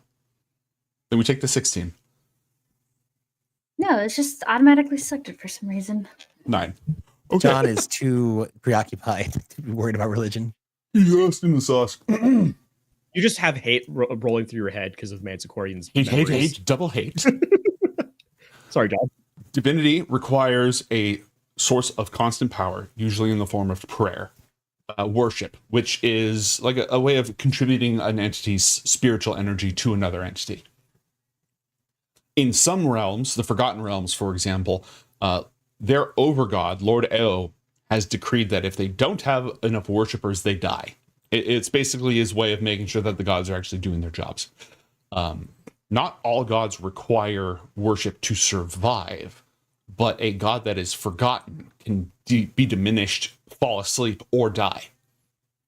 However, that is not enough because you also have to have a divine spark in the first place. The divine spark is a energy or essence that differentiates gods and non-gods. There are stories of beings ascending from mortality to godhood. Some of them did so by killing another god and taking their divine spark. Others derived various rituals or were appointed, like you died, but you were my champion, you died gloriously, so I will now raise you as a lesser, I will spend some of my power to raise you as a demigod or a lesser god. That sort of thing. So Manzikorian had the divine spark and received energy. Mind Flayer worship was very different. They didn't worship them as gods. They were more like, this is an actually very good role model who we should all support. Hero because worship. of their superiority complex. So in order for Manzikorian to return, one, reuniting with other Mind Flayers would absolutely be mandatory. 2, it is unclear whether this avatar possesses enough of a divine spark to be reconstituted. It is possible that simply by being sufficiently worshipped, it could achieve reapotheosis, but there might need to be some other sort of catalyst as well. And there's many stories of different entities that have undergone this. Kios, the necromancer, servant of Nerul, sacrificed he built this whole city and his huge magical relay, and then mass sacrificed all of his, like, thousands of his followers in order to fuel his ascension, and immediately got himself stuck inside his ascension device. But that's neither here nor there. Here's a question. The Illithid believe in total supremacy. And therefore the universe that knows about them fears them. For an entity that is an evil deity, would the mass slaughter of fearful, so essentially not positive worship, but a negative worship, essentially, provide be sufficient possibility to provide that level of energy? No, fear wouldn't do it. Okay. Consumption or destruction of will could do it. So what I'm saying, if like the Illithid take control and then end up cutting through swaths of people, which is their stated goal anyway, right? That could possibly be enough to. That could be used as for an apotheosis, depending on the scale and what other factors are present. Like I said, they need an array or focus device of some kind, but that could certainly be applicable. Do any of the Ithilid that are on Ironforge right now, would they know who this is? They would absolutely know who Manzikorian is. However, to the best of your knowledge, all Illithids are operating under the mostly correct assumption that Manzikorian is dead. Like, his clerics stopped getting their spells, his proxies went insane and died. It's pretty well established. It's common knowledge amongst those who are aware of Manzikorian that he's fucking dead. It's highly unlikely they are aware of his presence at all. John's deep in thought. What's going down there? I am currently thinking that unless we've changed our ideal for what should happen here, that I'm still with, after everything we've gone through, all the possibilities, I think plan A then C is what we should be doing. I think that getting Delaris to talk up this entity, make sure that it seems like it's down with the cause. We combine with the item, and if depending on how much risk we want to take, we would, find out what it can do. And if it really, aside from possessing us, could pose no threat, or at least very little threat, then we use the anti-possession item and then pitch it into a hole and not worry about it. That way we're not missing out on our celestial. We're sending it somewhere, basically sealing it away. Right now, as it stands, unless we intervene, we don't know exactly what was keeping this thing here. And unless we just want to ask it outright and see what it says, we likely wouldn't. And so I think that doing what we can to... It's very easy for us to keep our bargain. That's not a problem. But I feel like if we can get one over on this thing, that's just, treating these dastardly, terrible things what's what. And I think that we should do that. Medwithin, from the depths of dream, wonders if anyone has any idea what was binding or sustaining it here. She does I not. don't know, but I can maybe try to weasel it out of it. I think that's a good idea. I'll just straight up ask it. So, like, hey, what's your deal? Like, what's keeping you here? What's keeping you from, going out there and inciting the masses or whatever it is you guys do? Roll a persuasion check, please. Persuasion. We believe in you. 26. 26. Nice. Sheesh. That's the kind of roll you need to schmooze a god. Yep. Well, coming from one god to an avatar of a god, Hey, there it is. There it is. We're gods. We're gods. You have a non-zero number of people worshiping you. That's right. Some in different ways than others.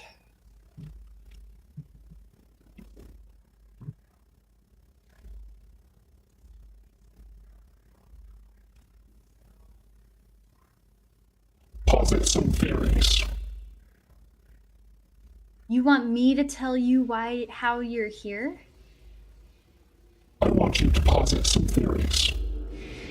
I'm guessing some heroes came down here and kicked your ass. Incorrect. Some villains came down here? Incorrect. Was it the oh my god. What did we name him? Phil? Was it Manny? Phil? The But Vicky Manny, was it Manny? What the hell's a Manny? Sorry, is that what you're calling Manzikorian? Or is that something else? No. I forget. No, that's Manny's the the other Vivimancer. guy. The Vivimancer, Manny. Yeah. The Vivimancer. Yeah, that's where Manny comes from. Manny. I have been undisturbed since my greater part was annihilated. Was it self-inflicted? Negative. Did Manzikorian die before or after the sacking of Penumbra? Long after the annihilation of Penumbra. So is it the gift that we're here that did it? Was it your own god? Your Or was it man? presence are invalid. Is it waiting? Not intentionally.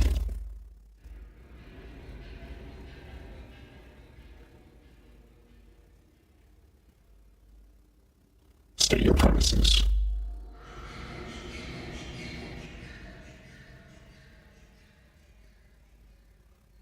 What do you mean? Your assumptions about my presence here.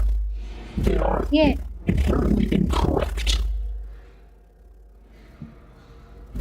You suppose that I am bound. That is wrong. Oh, well then what was with the seal on the door? Like, why are you here? So because we shared with Delaris the seal, right? Like it's like a don't stand here kind of thing. Yes, it was a psionic seal. It was old enough to have been created during the time of the Illithid Empire. However, it had crumbled to near inefficiency. It is likely that it would have been disabled by, like an Illithid would know the pass thought to open it. Oh, that's right. It was a lock to keep other people out, and it was not to be like danger, don't open, dead inside. It wasn't like that. This is like those speakers that play high pitched tunes to like teenagers kind of thing. Yeah, except lethal. It was designed to keep non-Illithids out. Okay. So why are you here? Why didn't you want to be disturbed?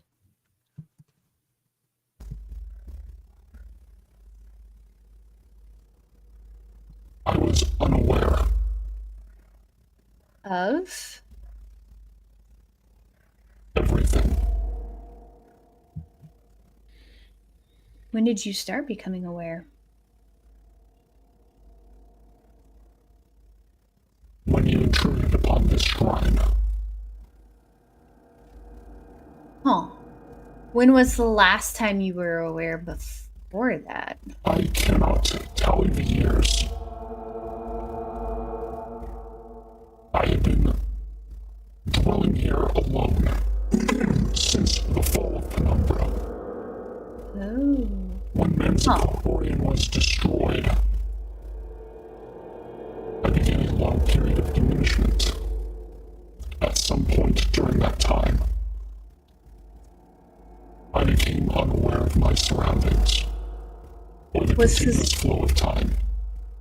Was your do not disturb sign up before then? Or that went up? That seal was to keep out the unworthy. Oh, dear. Okay. Huh. So he's just been like chilling for a really long time. Were you waiting for something? John, roll a persuasion check. Okay.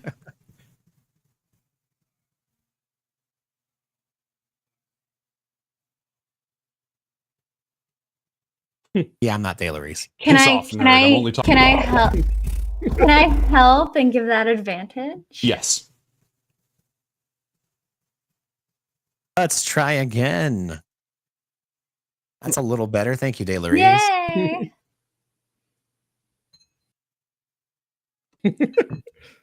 John's like, "Are you waiting for something?" And I'm like, "Yeah, were you waiting for something?" You wouldn't say nerd though, because that's kind of like intelligence based, and he would be like, that's his thing. So. The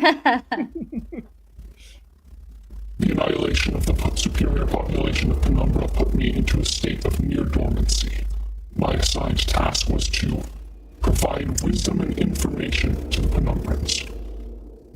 Upon their annihilation, I became present. But I never left. Just in the case that the knowledge of Penumbra's location and the capability of reaching it again might one day be restored, I remained as a possible anchor, a beacon, to relocate this place. Though this would not be possible until the return of a sizable Illithid population to a relevant psionic virtus, which has yet to occur. There only remain degenerates upon this world. You disturbed my vision.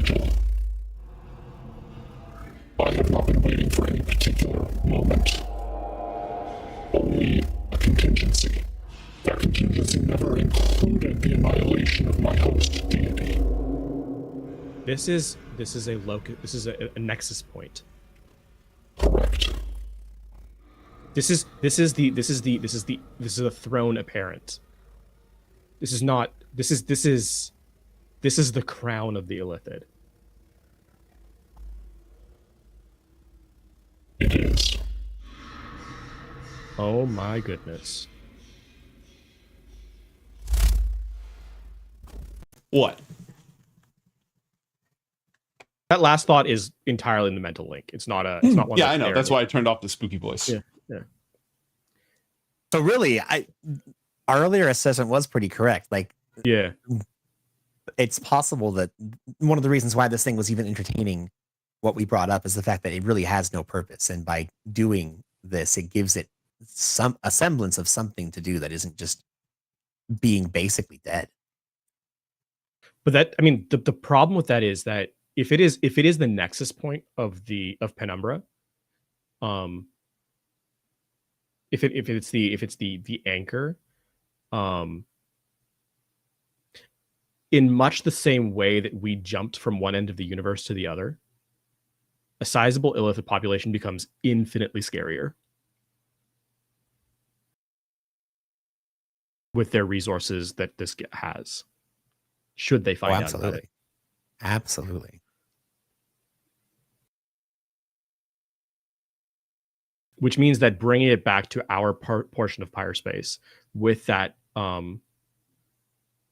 ascension of the illithid army becomes a very, very risky proposition. Yeah. And honestly, even just leaving it now, knowing that and knowing that we can travel here is a little concerning. Drowsy, roll a d20 for me, please. Uh-oh. Okay. 19. Ah.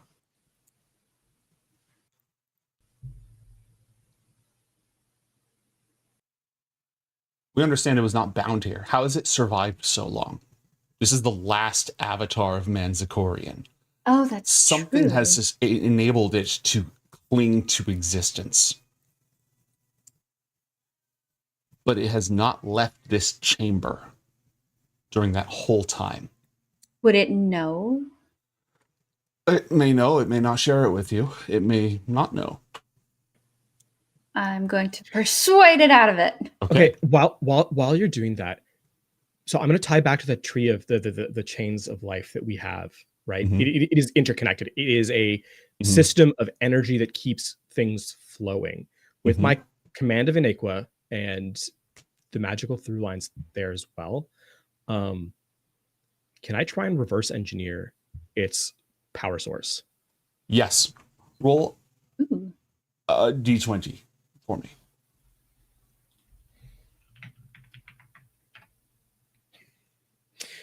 Oh. I'm going to use my inspiration on this one if I can. Yeah, let's do that. This is an area I do not, well, it's not much better, but it's not a natural one. Wah, wah. That is my last inspiration. Okay. Gone.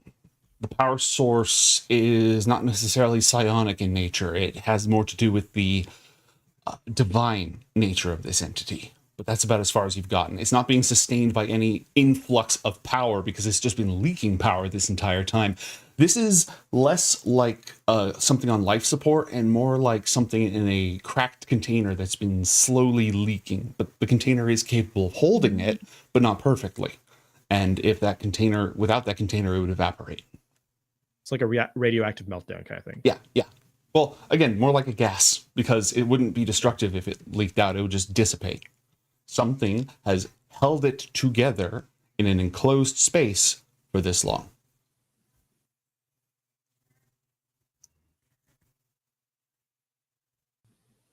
Mm. You can roll that persuasion. Yeah, you can roll that persuasion check now if you want, Drowsy. Oh, yeah. Let's do that. 22. Okay, I'm gonna roll just a little something here. Little didgeridoo do. Huh?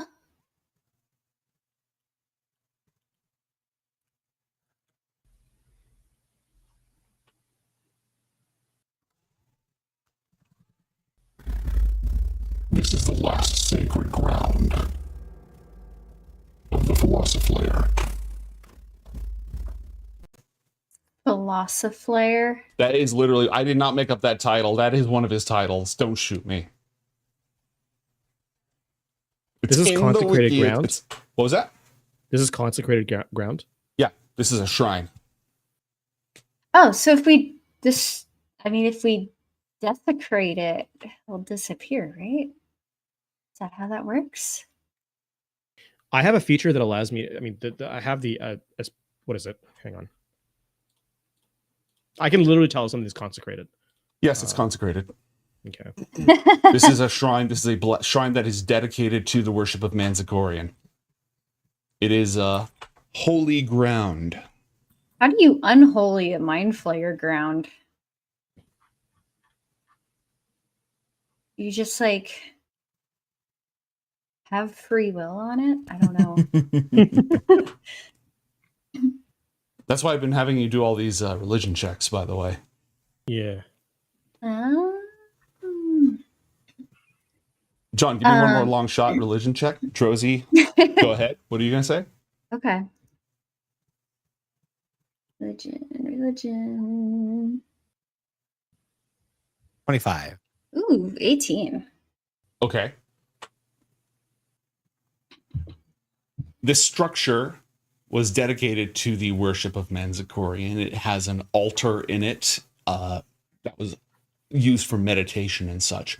Before I go any further, John, can you think of any way to unconsecrate this? I'm looking right now. Okay, I'll let you think. I'll let you look. If you come up with a better solution, a cooler solution, I want to let you do that. Otherwise, I am going to tell you a possible solution. Please begin the talking. Blow it the fuck up. Oh, we're great at that. Are you saying that you're missing the light orbital bombardment shenanigans we got into the last couple episodes? Let's go. No, I'm just saying that's literally the thing about this is that it's anchored because this is a shrine. If the shrine did not exist, it would stop existing. Guys. Our most important plan A of anything we ever do. I just realized I'm looking through all my cool angel stuff, trying to figure out, okay, how can I consecrate this ground? Then I realized I'm going through our list of items here, and very recently, chat gave us the key to our salvation. We have you're so right. many explosives. So many explosives. A lot. So as we're doing this, John looks at the others and goes, "Oh my god, you guys, the answer is so simple." As we're all kind of in this realization, and just we have this creature stuck inside of a magic circle, and we open up the freaking case of carrying and just start dumping like just loads of dynamite out. And it's like, what the hell is? I can only imagine Manzikorian sees this moment between the three of us and he goes, "Why are you all smiling?" Wait, what is that? What are you doing? Oh, hold on, why is it? Oh, no! What the fuck? All right. Hey, man, it's not cool. Drozy, roll a deception check, please, to distract the avatar of a dead god. Can I assist? Absolutely. I Absolutely. am a liar by nature. Oh, what is this? You rolled a 14. 2. You have assistance. You may roll with advantage. Yay. Yeah, 31. There we go. 31. I think Distract. I'm gonna pull out my bagpipes. Let me tell you about this new religion. I have at least one follower. I'm interested in your religion. Yes. Do you have demolitions as a skill? I do. Okay, Yes. go ahead. Make a demolitions check, please. Okay. Oh, this is beautiful. I want to be clear. I was fine with the bind it in a staff solution and stuff. I hope I didn't steal your thunder. Oh, I got Steal our thunder. We're about to make a lot of it. Let's see. You're busy helping her with that. Hang on, I'm checking. I have a Wait, where's 10 Cobalt? Oh, 10 Cobalt is. Hey, Josie, do you have a Clinging to the side of boop? the Do you have a boop I could have? Do you have any more of those left? Oh yeah, I have bardic inspiration. Can I My please? distracting bagpipes inspire you to blow this up. It just An 8. All right, so that would be inspires your killing rage. So that would be a 19 plus 2, so 21. Okay. You have rigged it to explode. Yay! This battle is about to explode.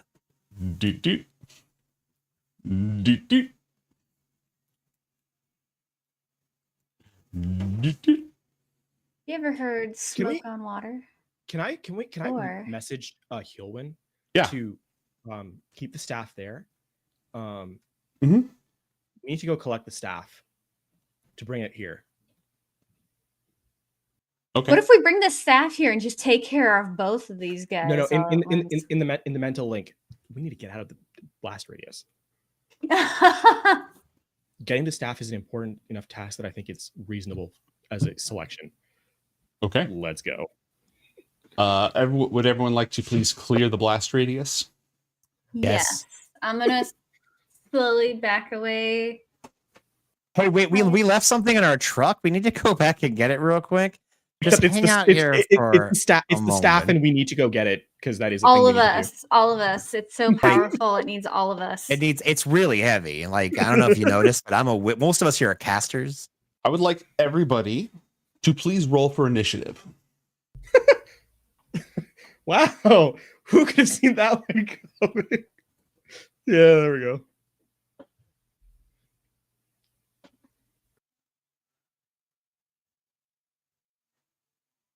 I want to be clear. I need to be able to be, at least until the last second, within 60 feet of this thing. So I'm going to be right up here, just like up on this little Mhm. ridge so I can dive behind it when the time comes. But I'm, right, just staring at this thing, making sure that I am within range of doing what I have to do if things go bad. Okay. So I don't have Misty Step anymore because I used it last time within the short rest. I do think I have. I think I have my other gadgets though. I still have phase step for sure, so I can back on out of there. Yeah. Okay. So I still have my other one still charged. Okay. Okay. John and Yasmin, please roll deception checks. One of you may do this with advantage. John, can you make this with advantage? Can I spend a Villas point to make this with advantage as well? Yes. Your advantage comes from Drosie's assistance. John, make a deception check with advantage. Yasmin, roll a deception check with advantage. For being a liar Cool. by heresy. Mm-hmm. This is deception you're wanting right now? Deception, and you have advantage on this. Perfect. That's his. Oh, that's the wrong one. I think I misclicked below. A 23 and a 21.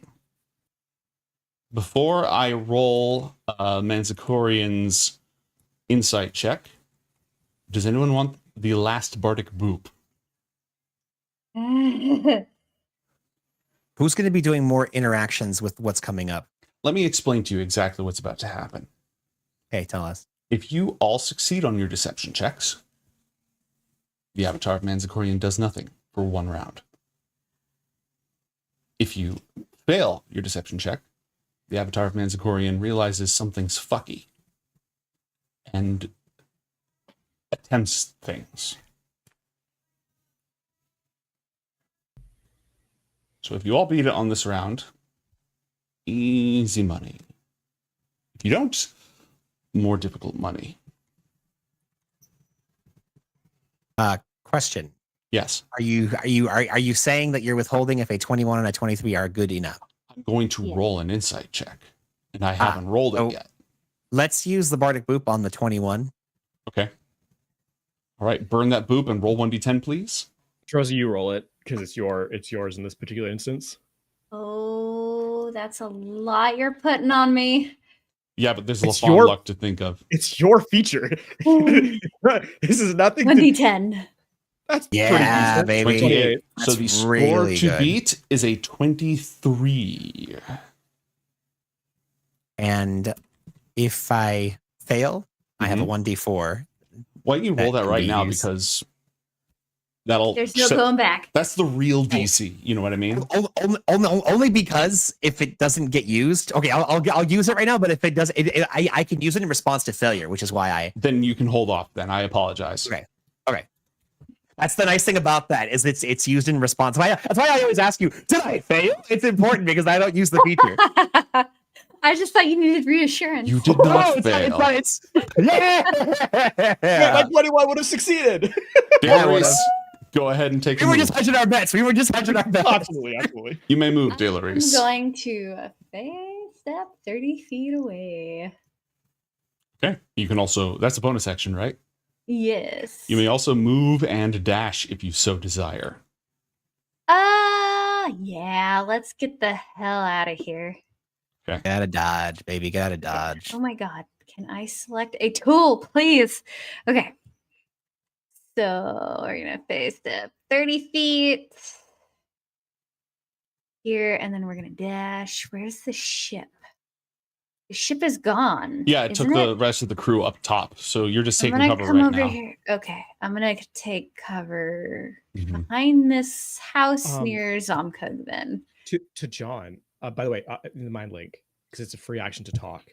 Yeah. Don't worry about my health. Just detonate it. I'm fine.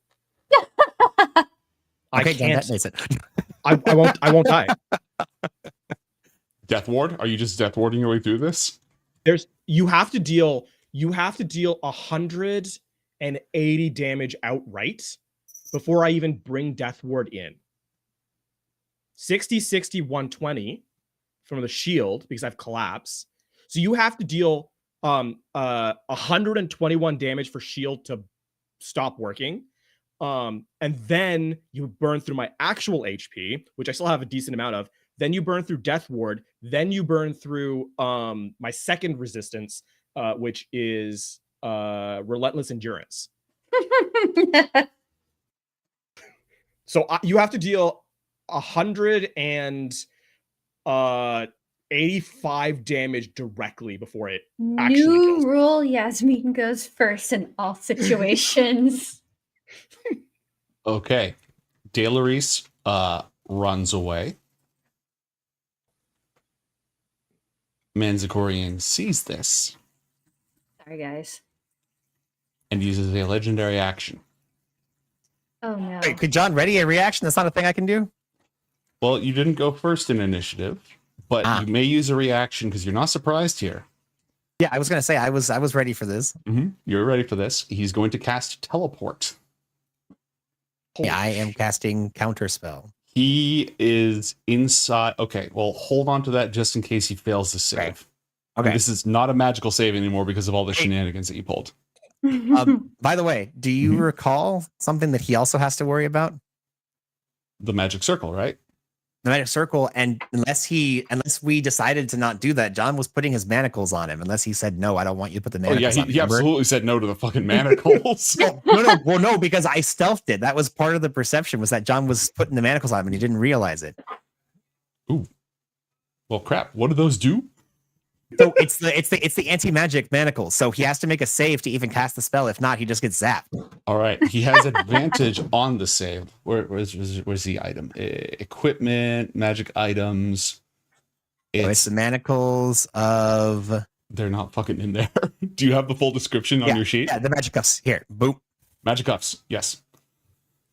So ignore the wall of text because most of that's in combat, which this is not applying to what we're doing. The top is that if it attempts to cast a spell, it takes 8d8 lightning damage and must succeed on an 18 DC Constitution saving throw, or it fails. Okay. It has no effect. Roll 8d8. Okay, the damage doesn't really matter here, but yeah. I succeed on my save. Okay, well, zap. The spell still goes off. He now has to roll a charisma save with nothing against your magic circle. What's your spell save? Well, you know what? Let's roll this first. DC 19. Well, sorry, buddy. More like Manzaporian. More like let's Manza. go. Let's go Dunk bag of dog. bullshit. Go gadget, but it's Random all bullshit. sorts of magic bullshit. Okay. Go gadget. Yikes. John, what do you do? Battle is about to explode. John explode. Yasmin just ran for it, so we're all making sure that we're without the blast. So I'm like last. No, in I initiative. ran Yasmin for it. wants to face tank this for the aura farming.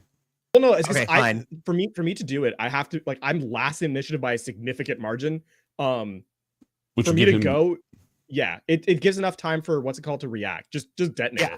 Yeah, John's just gonna detonate the thing. Yeah. Get going, baby. That's so Boom. much fun. Matt, please roll 30 d10. Nice.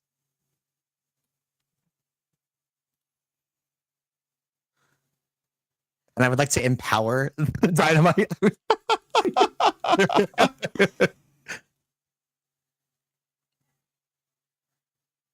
Okay.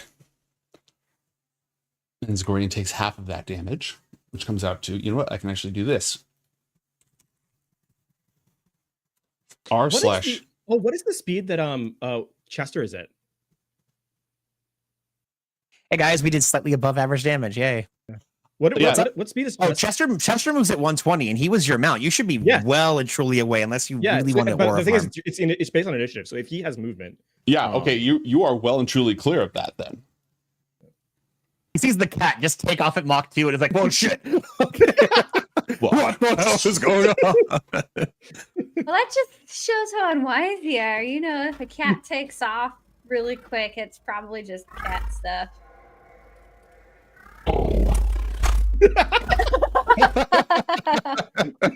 Foolish mortal, you barely scratched the tip of my HP. Oh shit, my house.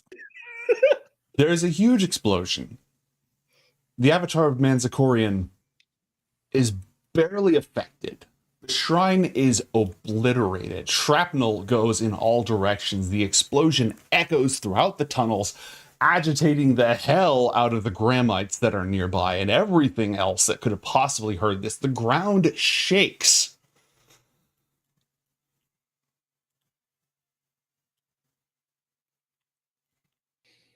And as a legendary no, he's lost his legendary actions. Yay! Yasmin, it is your turn. You've been taken 120 miles feet away. What do you do? You've been taken 120 miles. Oh my god. I'm gonna tap Chester on the shoulder. Thanks, buddy. I'll take it from here. What do I do? Okay, what am I looking at? The flickering, shimmering shade of Manzakorian's avatar. Roll a perception check with disadvantage because smoke. Smoke. I was gonna Shrapnel. say that's a lot of Powderized things. Yeah, that's fair. Can't see shit, Captain. Yeah, that's true. That's true. That's true. He's been thinking to us though this whole time, right? Yes. Can I make an intelligence check to see the kind of mental conversation? Yes. With it?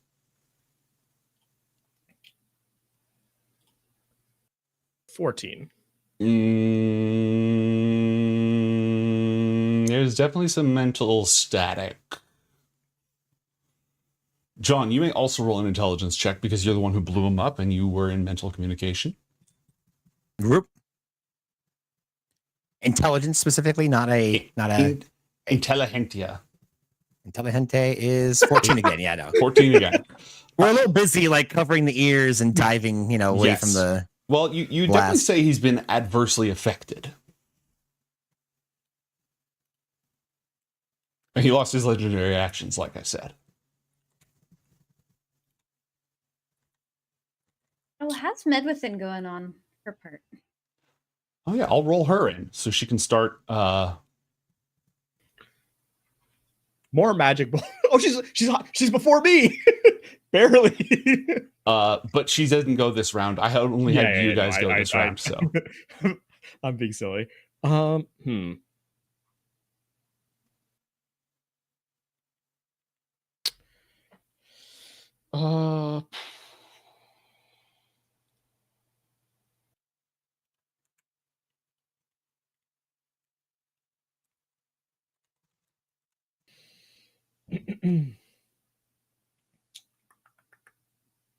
What do I want to? Oh my god, this is.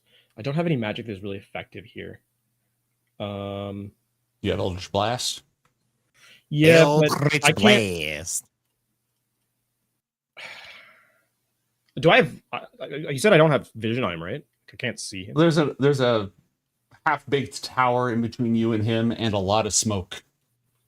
If you moved, you'd have line of effect. If not line of sight, you could roll an attack, but it would be a disadvantage because you can't see shit. Ah, fuck it. It's basically the only thing I can do. Let's. All right, move yourself so you have line of effect and fire. Is there any worry of this like giving him magic power, etc., etc.? No. Yeah. Disadvantage, right? Correct. You cannot see anything. And I do 19. 19 does not hit. Fair enough. We already knew his AC, right? Because we tried to hit him. 24. It's 24. Yeah. Oh. Okay. Don't you have multiple shots first off? Yeah. But there's actually something I wanted to do. So analyze weakness cannot be used against the same target once a day. But sorry, it takes a full day for it to reset. More bullshit timing. Has the damage from the shrine done enough to change its entity enough that the analyze weakness would work? No. Okay. Worth a shot. No, that, like I said, it's absolute bullshit. That's why I go for it, Natural 1, 12. Ooh. Please roll 1d60 on the Wheel of Pain. Oh, no. 1d60. 36. A 36. On the Wheel of Pain. Well, there are no allies within 10 feet of the target, so the effect would have been, my bad, reroll the attack against an ally within 10 feet of the target. But there's no one, so you're in the clear. I did not hit him. Okay, it is now Manzacorian's turn. On his turn, the avatar of a dead god loses 50% of his remaining health.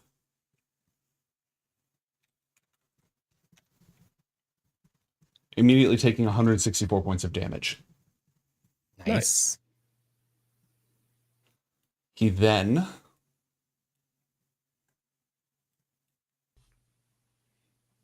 uses a psychic crush. Hold on, is he within range? He can fly. He moves up to Delaris. Oh no. Uses psychic crush on Zomkug. Hey. Yes? I have a question. Fire away. I don't see anywhere in the description that it says an explosion dealing 170 points of damage destroys a third level magic circle spell.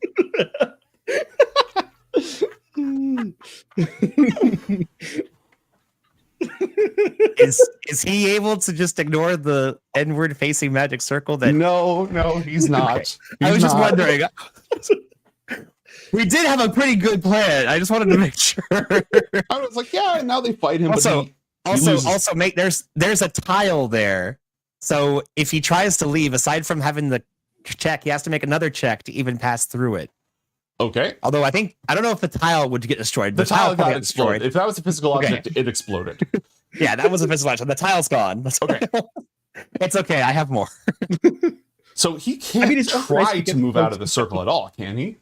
Correct. He has to, if he's going to teleport, he has to make a charisma save. So here, let me post it. Hold on. Well, he's still going to use Mind Crush on Zomkug. So if it's facing inward, then prevents it from leaving the cylinder and protecting targets outside of it. If the creature has your planar travel, it has to succeed on the charisma saving throw. It has disadvantage against attack rolls on all targets that are outside of the cylinder. And anything outside the cylinder can't be charmed, frightened, or possessed. Well, Mind Crush doesn't count. Yep. It uses Mind Crush on Zomkug, immediately reducing his hit points to 0. Oh, shit. It should be, just to answer chat, it should be an undead, I believe, since it's a spirit. It is an undead. His unspeakable presence is nerfed because of the circle. And he... Oh, God damn it. So I can see why you said the damage was useful, the lightning damage, because he's still here. Yeah, he will, on the start of his turn every round, lose 50% of his remaining health, and he has lost his legendary actions. Hell yes. Hell yes, hell yes, hell yes, And hell yes. he should have done that other move. Oh well. Next round. Do it. Guess one. No, he already used it. He already mind crushed Zomkug. Ah. You can only do one or the other. Oh my god, Zomkug's dead. Jesus Christ. He's at 0. He's at 0 and I died. mean, yeah. Galerice, it is your turn. What would you like to do? I'm going to cure wounds on Thumpug. Okay. Oh yeah. Where is my cure? I mean, I'm assuming that all the rocks and buildings and everything are not here anymore, right? Yeah. In the immediate vicinity. Yeah. Where once there was walls, there is now a giant crater. Yeah. The only crater I have is a lava crater, unfortunately. You know, actually, maybe I have a crater. I mean, with that amount of dynamite, do it. with that amount of dynamite, you're not entirely incorrect. Screw it. We're doing the lava crater. Hell yeah. Hell yeah. Send you to Trying the to cast. map layer. Bada. Okay, he now has 9 health. Hell yeah. Wow, that was sad. Oh, no, it's good. He's It's not very dead. good. That's the important part. Yeah, that's the really important part. Bigger crater. Slightly bigger crater. There we go. I'm happy with that. All right, he has 9 health. He is no longer dying. You are out of Bardic Inspiration, so unless you have another bonus action you can do, your turn is done. Yeah, I'm done. Okay, John Carmichael, what would you like to do? John is gonna figure something out. Oh, no, you I know know what I'm gonna do. I didn't roll our girl Hewlin in. Oh yeah, roll Hewlin in. Get her in there. Doesn't she have? Isn't she like not here? Did you actually tell her to get the staff, or were you just getting her to get out of the way? Oh yeah, we were just telling her to get out of the I blaster. interpreted that as you just like telling her to schmoove. Yeah. Okay, cool. I had no intention behind the thought, so. Yo, this is a great mind player, by the way. What's that? Oh, the drawing? Oh, the yeah. picture? This is a really good mind player. Thank you. I've been working on that while we've been busy. I was gonna have it be revealed to chat when we, did our I thing. revealed it to chat a while ago. I just didn't say anything. I've been working on mind flayers for a while, ever since we had the last one that got bisected. Revealing your mind flare to people? On twitch.tv? This is the wrong website for that, sir. It's behind a paywall, but Post flare. All right, John, what are you doing? Okay, he's gonna lose half of his remaining health. So he'll keep losing half of his remaining health as long as this thing. Okay. Correct. Gotcha. Okay, cool. So really, we want to just keep him here. So John is, because I was thinking about transforming and just starting to kick butt and take names, doing more damage, because that's always useful, but he's going to keep losing health. So really what we want to do is ready, and then as soon as he gets low, just blast him. Blast him. It's what we really want to do. Just keep him locked down until the ticks go off. Give him something to deal with, because you can cast when you're restrained. That doesn't stop that. Correct. Stopping cat. Hey, Yasmin, you can blind people, right? Don't you have a thing that blinds people or makes them deaf? Yeah. Do we have silence? Does anyone here have silence? No. Well, I don't. I think Medwithin does, but I don't. Does Medwithin have silence? The avatar of Manzicorian uses psychic abilities that are the equivalent of spells and will not. Okay. I thought that they had spells and psychic. Okay, if they have both, then yeah, that's not gonna fly. I'm looking. What's this? Oh, I'm just taking NPC turns while you're acting because no, you're good. Okay, and that's decent. That's not bad. It helps. It helps us while we're here.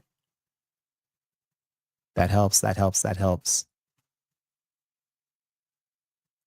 Oh, Oh no, I got this. This is fine. You can't. Oh, this is great. Okay, John's gonna drop a globe of darkness right on top of him. You. All right. Huh? Nope. Nothing. You remembered we don't have the stat block, the bullshit stat block this time. What? Nope. I'm just dropping a darkness. Your darkness. Beautiful. I have devil's sight, so I can still see him while he's in there. Correct. Anything else from you? And so, unless this guy is able to like read where we are based off our minds, he shouldn't be able to see us, and it'd make it more difficult to target us since he's in the darkness.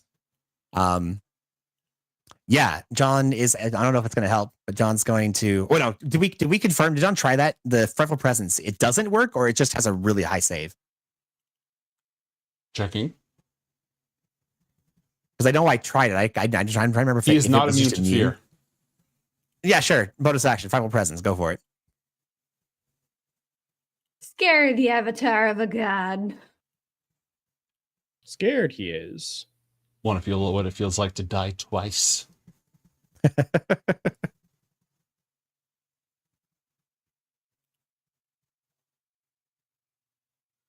Oh right, I have to roll the save. You don't do anything. My bad. Lovely weather we're having, isn't it? Yeah, no, it saves. All right. And then at this point, I feel like John's just moving far away. Everyone get farther than 100 feet away from this thing. John's just going to back up. Actually, no. John has to stay within 60 feet. No. John stay within 60 feet. He has to. To concentrate on the circle. He is going to move. Well, mostly it's the if he tries casting magic that we don't like, I want to counter it. So I'm moving like out of the way. I want to make sure I'm not close to anybody. So I guess John's moving like this way. So that way he's still, well, however far 60 feet is. So John's going to be 60 feet away, exactly. And then he's going to be far enough out to where he's moved away. We want to make sure that we're not all in cone distance. We want to be away from being hit with cones. Hulwyn flies as an orb of light straight up into the air in a different direction, and then fires 3 radiant beams down onto this guy. Pew, pew, pew. Inflicting 22 points of damage on him. Nice. Love to see it. Zorica flies her mecha up. What's its flight speed? 60 feet up. And then shoots the plasma cannon at it. Yes. Continue the assault. Yeah, he's 24 armor class with 223s. He misses. She's just shooting into the darkness. Can't see shit.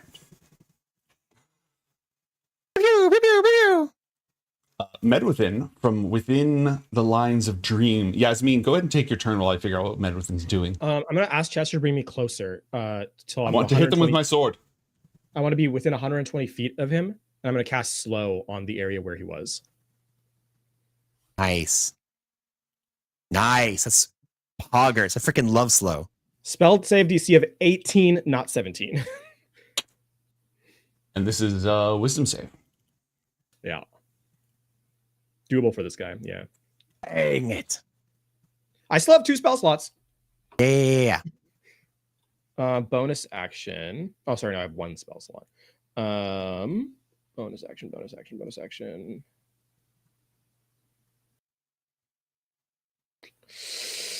Hang on.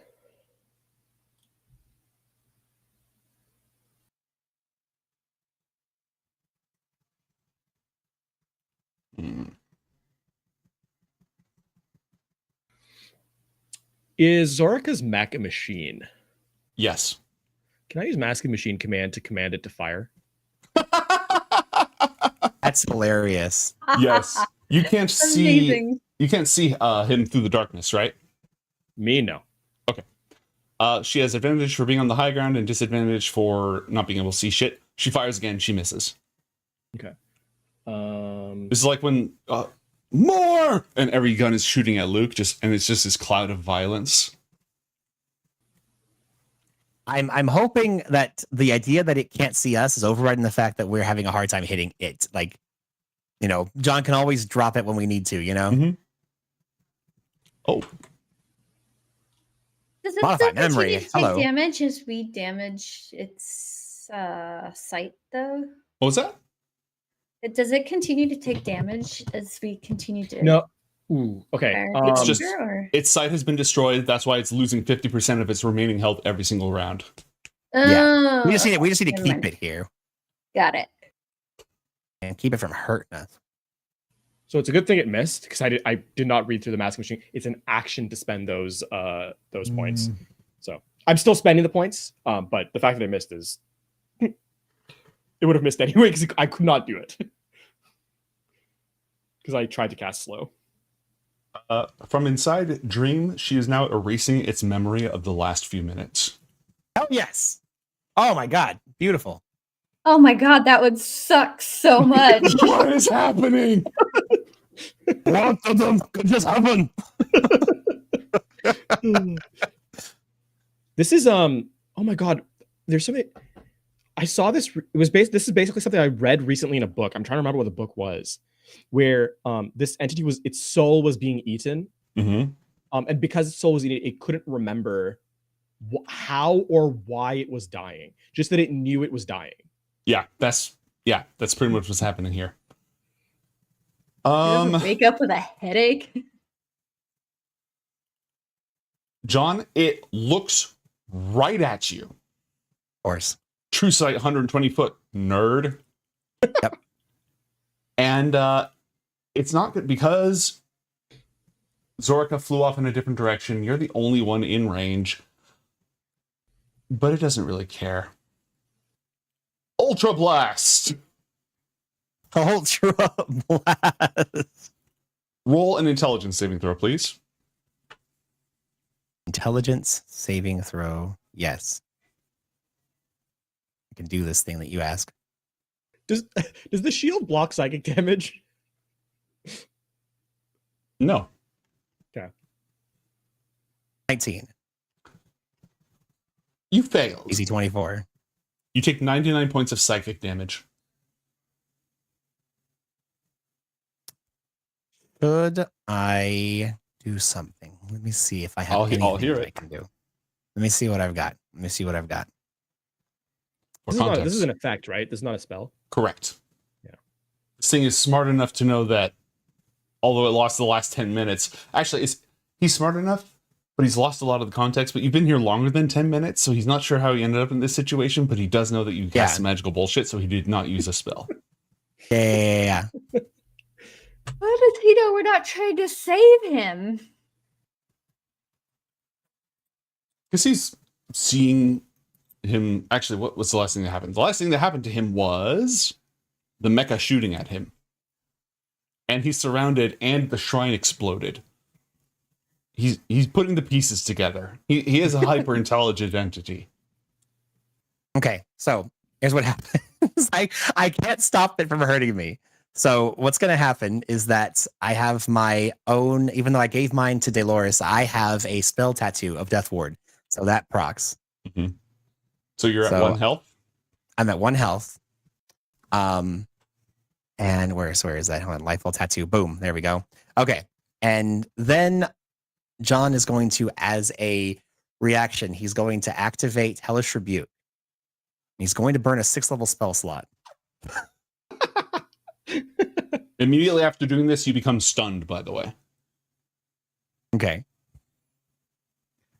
So that is going to be 2d10 plus, so it'll be 3d10, 4d10, 5d10, 6d10, 7d10 points of damage. I cast fuck you. I'm not going to be able to participate for a while, so whatever you do bounces off to me and sticks to you, motherfucker. Dexterity saving throw, correct? Yes. Failure. Be a failure. Fire resistance. And John drops the darkness, by the way. Mm-hmm. And the magic circle? Or is that just doing it? Okay. That's right. Magic circle's not concentration. That one just stays for an hour. Crikey. You're in timeout, Coriander. And you're there for an hour until you think about what you've done. And or you John, die or you die, whichever comes first. This is one of those repeat the save effects, so you're not just stun locked for 10 rounds automatically. And it's an intelligence save. You have a decent chance. Yeah, Larice, it is your turn. What do you do? So it dealt 23 points of damage, right? Is what I ended up doing. I Cool. haven't. Hey, you know what? Wait. Yeah, no, I did do the happening. I did do the happening. I'm gonna cure wounds on Zomkug again. Okay. Poor guy. Cure wounds. Let's do it at. Question: it's at the start of its turn that it loses it, right? Yes. So it got halved, and then it took 22, right? 23 or whatever. Okay, cool. Or 23. Actually, hold on. I did not actually do the happening. I forgot to do the happening. So 115 23 back, 2. and then happening, because the happening is better after 22 is better after the happening. Correct. So put it back, happening, and then 23. Yeah, that looks much better. That makes more sense. yes. Now the blood's in the water, everyone. Do it. Thanks. God. I've got a cheap hobo wine hangover. So come get him. Over there. One of those Rossi jug hangovers, man. Ow. John, it is your turn. Roll a saving throw. Intelligentia. DC 24. Hey! At the end of your turn, you are no longer stunned. Yay! Wait. Hold on. What? What? No, this is not bad news for you. This is good news for you. Okay. Possibly. Actually, no, it's somewhat bad news for you. Oh. No, it's good news for you. Because he started his turn inside of Arundel's goddamn moonbeam. Oh, yay! It's not concentration, is it? It is a concentration spell. Oh my goodness. Open the gate a little bit. So yes, make a Constitution saving throw. Well, what do you know? Sorry for rolling on your behalf, GM. Well. So that means I get my turn, right? No, it doesn't mean that. It just means that he took some more damage. Oh, because I thought he failed his con save. Oh, no. Ultra Blast. Sorry, Moonbeam is concentration. The Ultra Blast, he hits you with it and then he forgets about it. Okay, yeah. Mate. Mm-hmm. And it's been 2 turns. I'm gonna have freaking Charlemagne do the thing. Okay, do the thing. Okay, I know he doesn't get advantage and all that. I'm still on top of Charlemagne, right? Do you want to stay on top of Charlemagne? Sure. Justice. Okay, let's do this. Justice punch. All right, so here we go. We'll do our best. Because he's not like, Oh wait, no, everything inside the magic. Yeah. Okay, cool. Everything inside the magic circle. Oh no, has disadvantage to attack them, not to attack them. Yeah. All right, well, whatever. Let's do this. Magic sword. Boom. Go, Charlemagne. Yeah, no. Wheel of pain. Wheel of pain. Oh wait, what's the roll? Sorry, I thought it was 1d60. What is it again? 60. On the wheel of XSR 1d60. Oh no, poor Charlemagne. What do we get on the wheel of pain? 21. 21 on the wheel of pain. This is with a melee weapon. Mm-hmm. Okay, this actually wouldn't work. Yay. Because he can't sidestepped. Swap places with the target and make a DC 12 dexterity saving throw. On a failure, fall prone. He can't swap places with you because he's inside the circle. So roll the dexterity saving throw anyways. Okay. Oh, it should be a +3. So anyway, it's 12. Which clears. Yay. So basically, just walks up, this thing turns and looks at it. It's like, holy crap, it like skids to a stop at the last second. Like, it's a big old yikes. Okay, well, did not hit it. He is immune to the restrained condition, so Arundel is not going to use that. Oh, I misread that. Yikes. What, is everything okay? I misread one of the spells I had. It will not work. Arundel rushes forward. Misty steps into the circle. Wait, he doesn't have to be in the circle. He can be outside the circle. Stay outside the circle. What are you doing? Misty steps into directly next to the circle And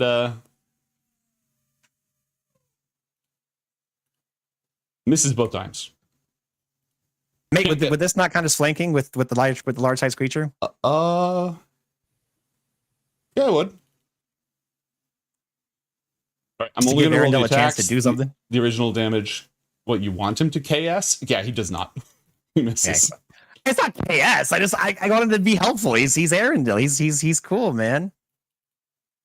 Is he? I actually don't know anything about him. I don't either. I mean, he was your guys' dude. I figured he was cool. No, he was a him. nepo hire by what's her face? Anthea. Oh, I thought he was like on some kind of magical quest. Okay, well, never mind. No, we asked Anthea for Anthea for like, yo, give us one of your cool dudes to like be a representative from your court. She said this guy. Gotcha. I see. I'm starting to think she needs to like get an HR department that knows how to hire people. I mean, she's essentially like an elven teenage girl. Like, that's on us. Did she just think he was pretty? Oh man, that's tough. In her defense, we're very high level.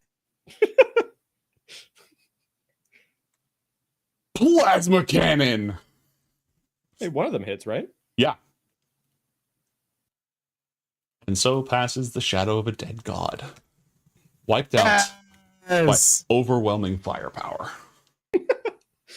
What were you saying about? What were you saying earlier about old technology sucks? We really do put the fire in firepower, you know? Dude, welcome to Coriander Society. If I had a nickel for every time that Coriander Society agents have obliterated a supernatural entity by just throwing a ton of dynamite at it, I would have 2 nickels, which isn't a lot, but it's weird that it's happened twice. Is this, now that it's dead, Mhm. can I extinguish its soul? It doesn't leave behind. It's like fully gone, right? It doesn't leave a body behind. Okay. And then the soul of Madzakorian. Dude, I love how because it's grouped, it's moving like shit because it's a million pieces that are grouped. Spooky. Dude, I just want to say, like, what's being shown on screen is not nearly as cool as what's being shown on my screen. My screen looks sick. Like, the one on screen looks cool, but it's way too purple. The one on my screen is like a violet purple. It looks so sick on my end. Also, the reason why I said, by the way, the reason why I was like, oh, that's a bad idea is because I was going to use this spell, but read the last line, like the last paragraph. Constructs and undead are unaffected. This is an undead creature. Yeah, it has no blood. Yeah. No, the blood is mine. Well, it tears the blood out of the victim's body. Okay. Yeah. It just the spell is straight ineffective against undead. Your blood cries out for the vengeance of your people's blood, which can only be repaid with at least twice as much blood. Anyways, the avatar of Manzakorian is dead, and yeah, good job. Yay! I think we skipped a break today. We just kind of like went for it. It's because we did the break beforehand. Yes. Pretty much, We were a little, yeah. Because we skipped the break today, does everyone want to cut it here? I'm okay with that. My baby would like me to help get her to bed. Also, what better time to end than on a killing blow of a already dead entity? Mm-hmm. Literally blowing up a dead god. What other movie like that? What's that? I swear there's another movie where they just blew up a god. They like how'd they kill it? I know there's the thing from Buffy where she just shoots, no weapon forged of man can kill me, and she just shoots him with a rocket launcher. Mm-hmm.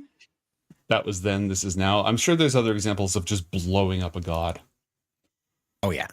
We should bring the staff and make it look at the chaos and be like, behave. Or else. You thought you were superior. We just killed one of your... Now I'm the only god on Penumbra. All hail Drozy the Magnificent. We will see all of you. What? The one thing I wanted to do as kind of the with the dying echoes of the Illithid, deity, if we could try and use our bullshit magic scanners to see if there are any echoes to an entity of that magnitude fizzling out. You raise your bullshit magic scanners, point them in the direction of the annihilated shrine, and it beeps, and on the screen it says,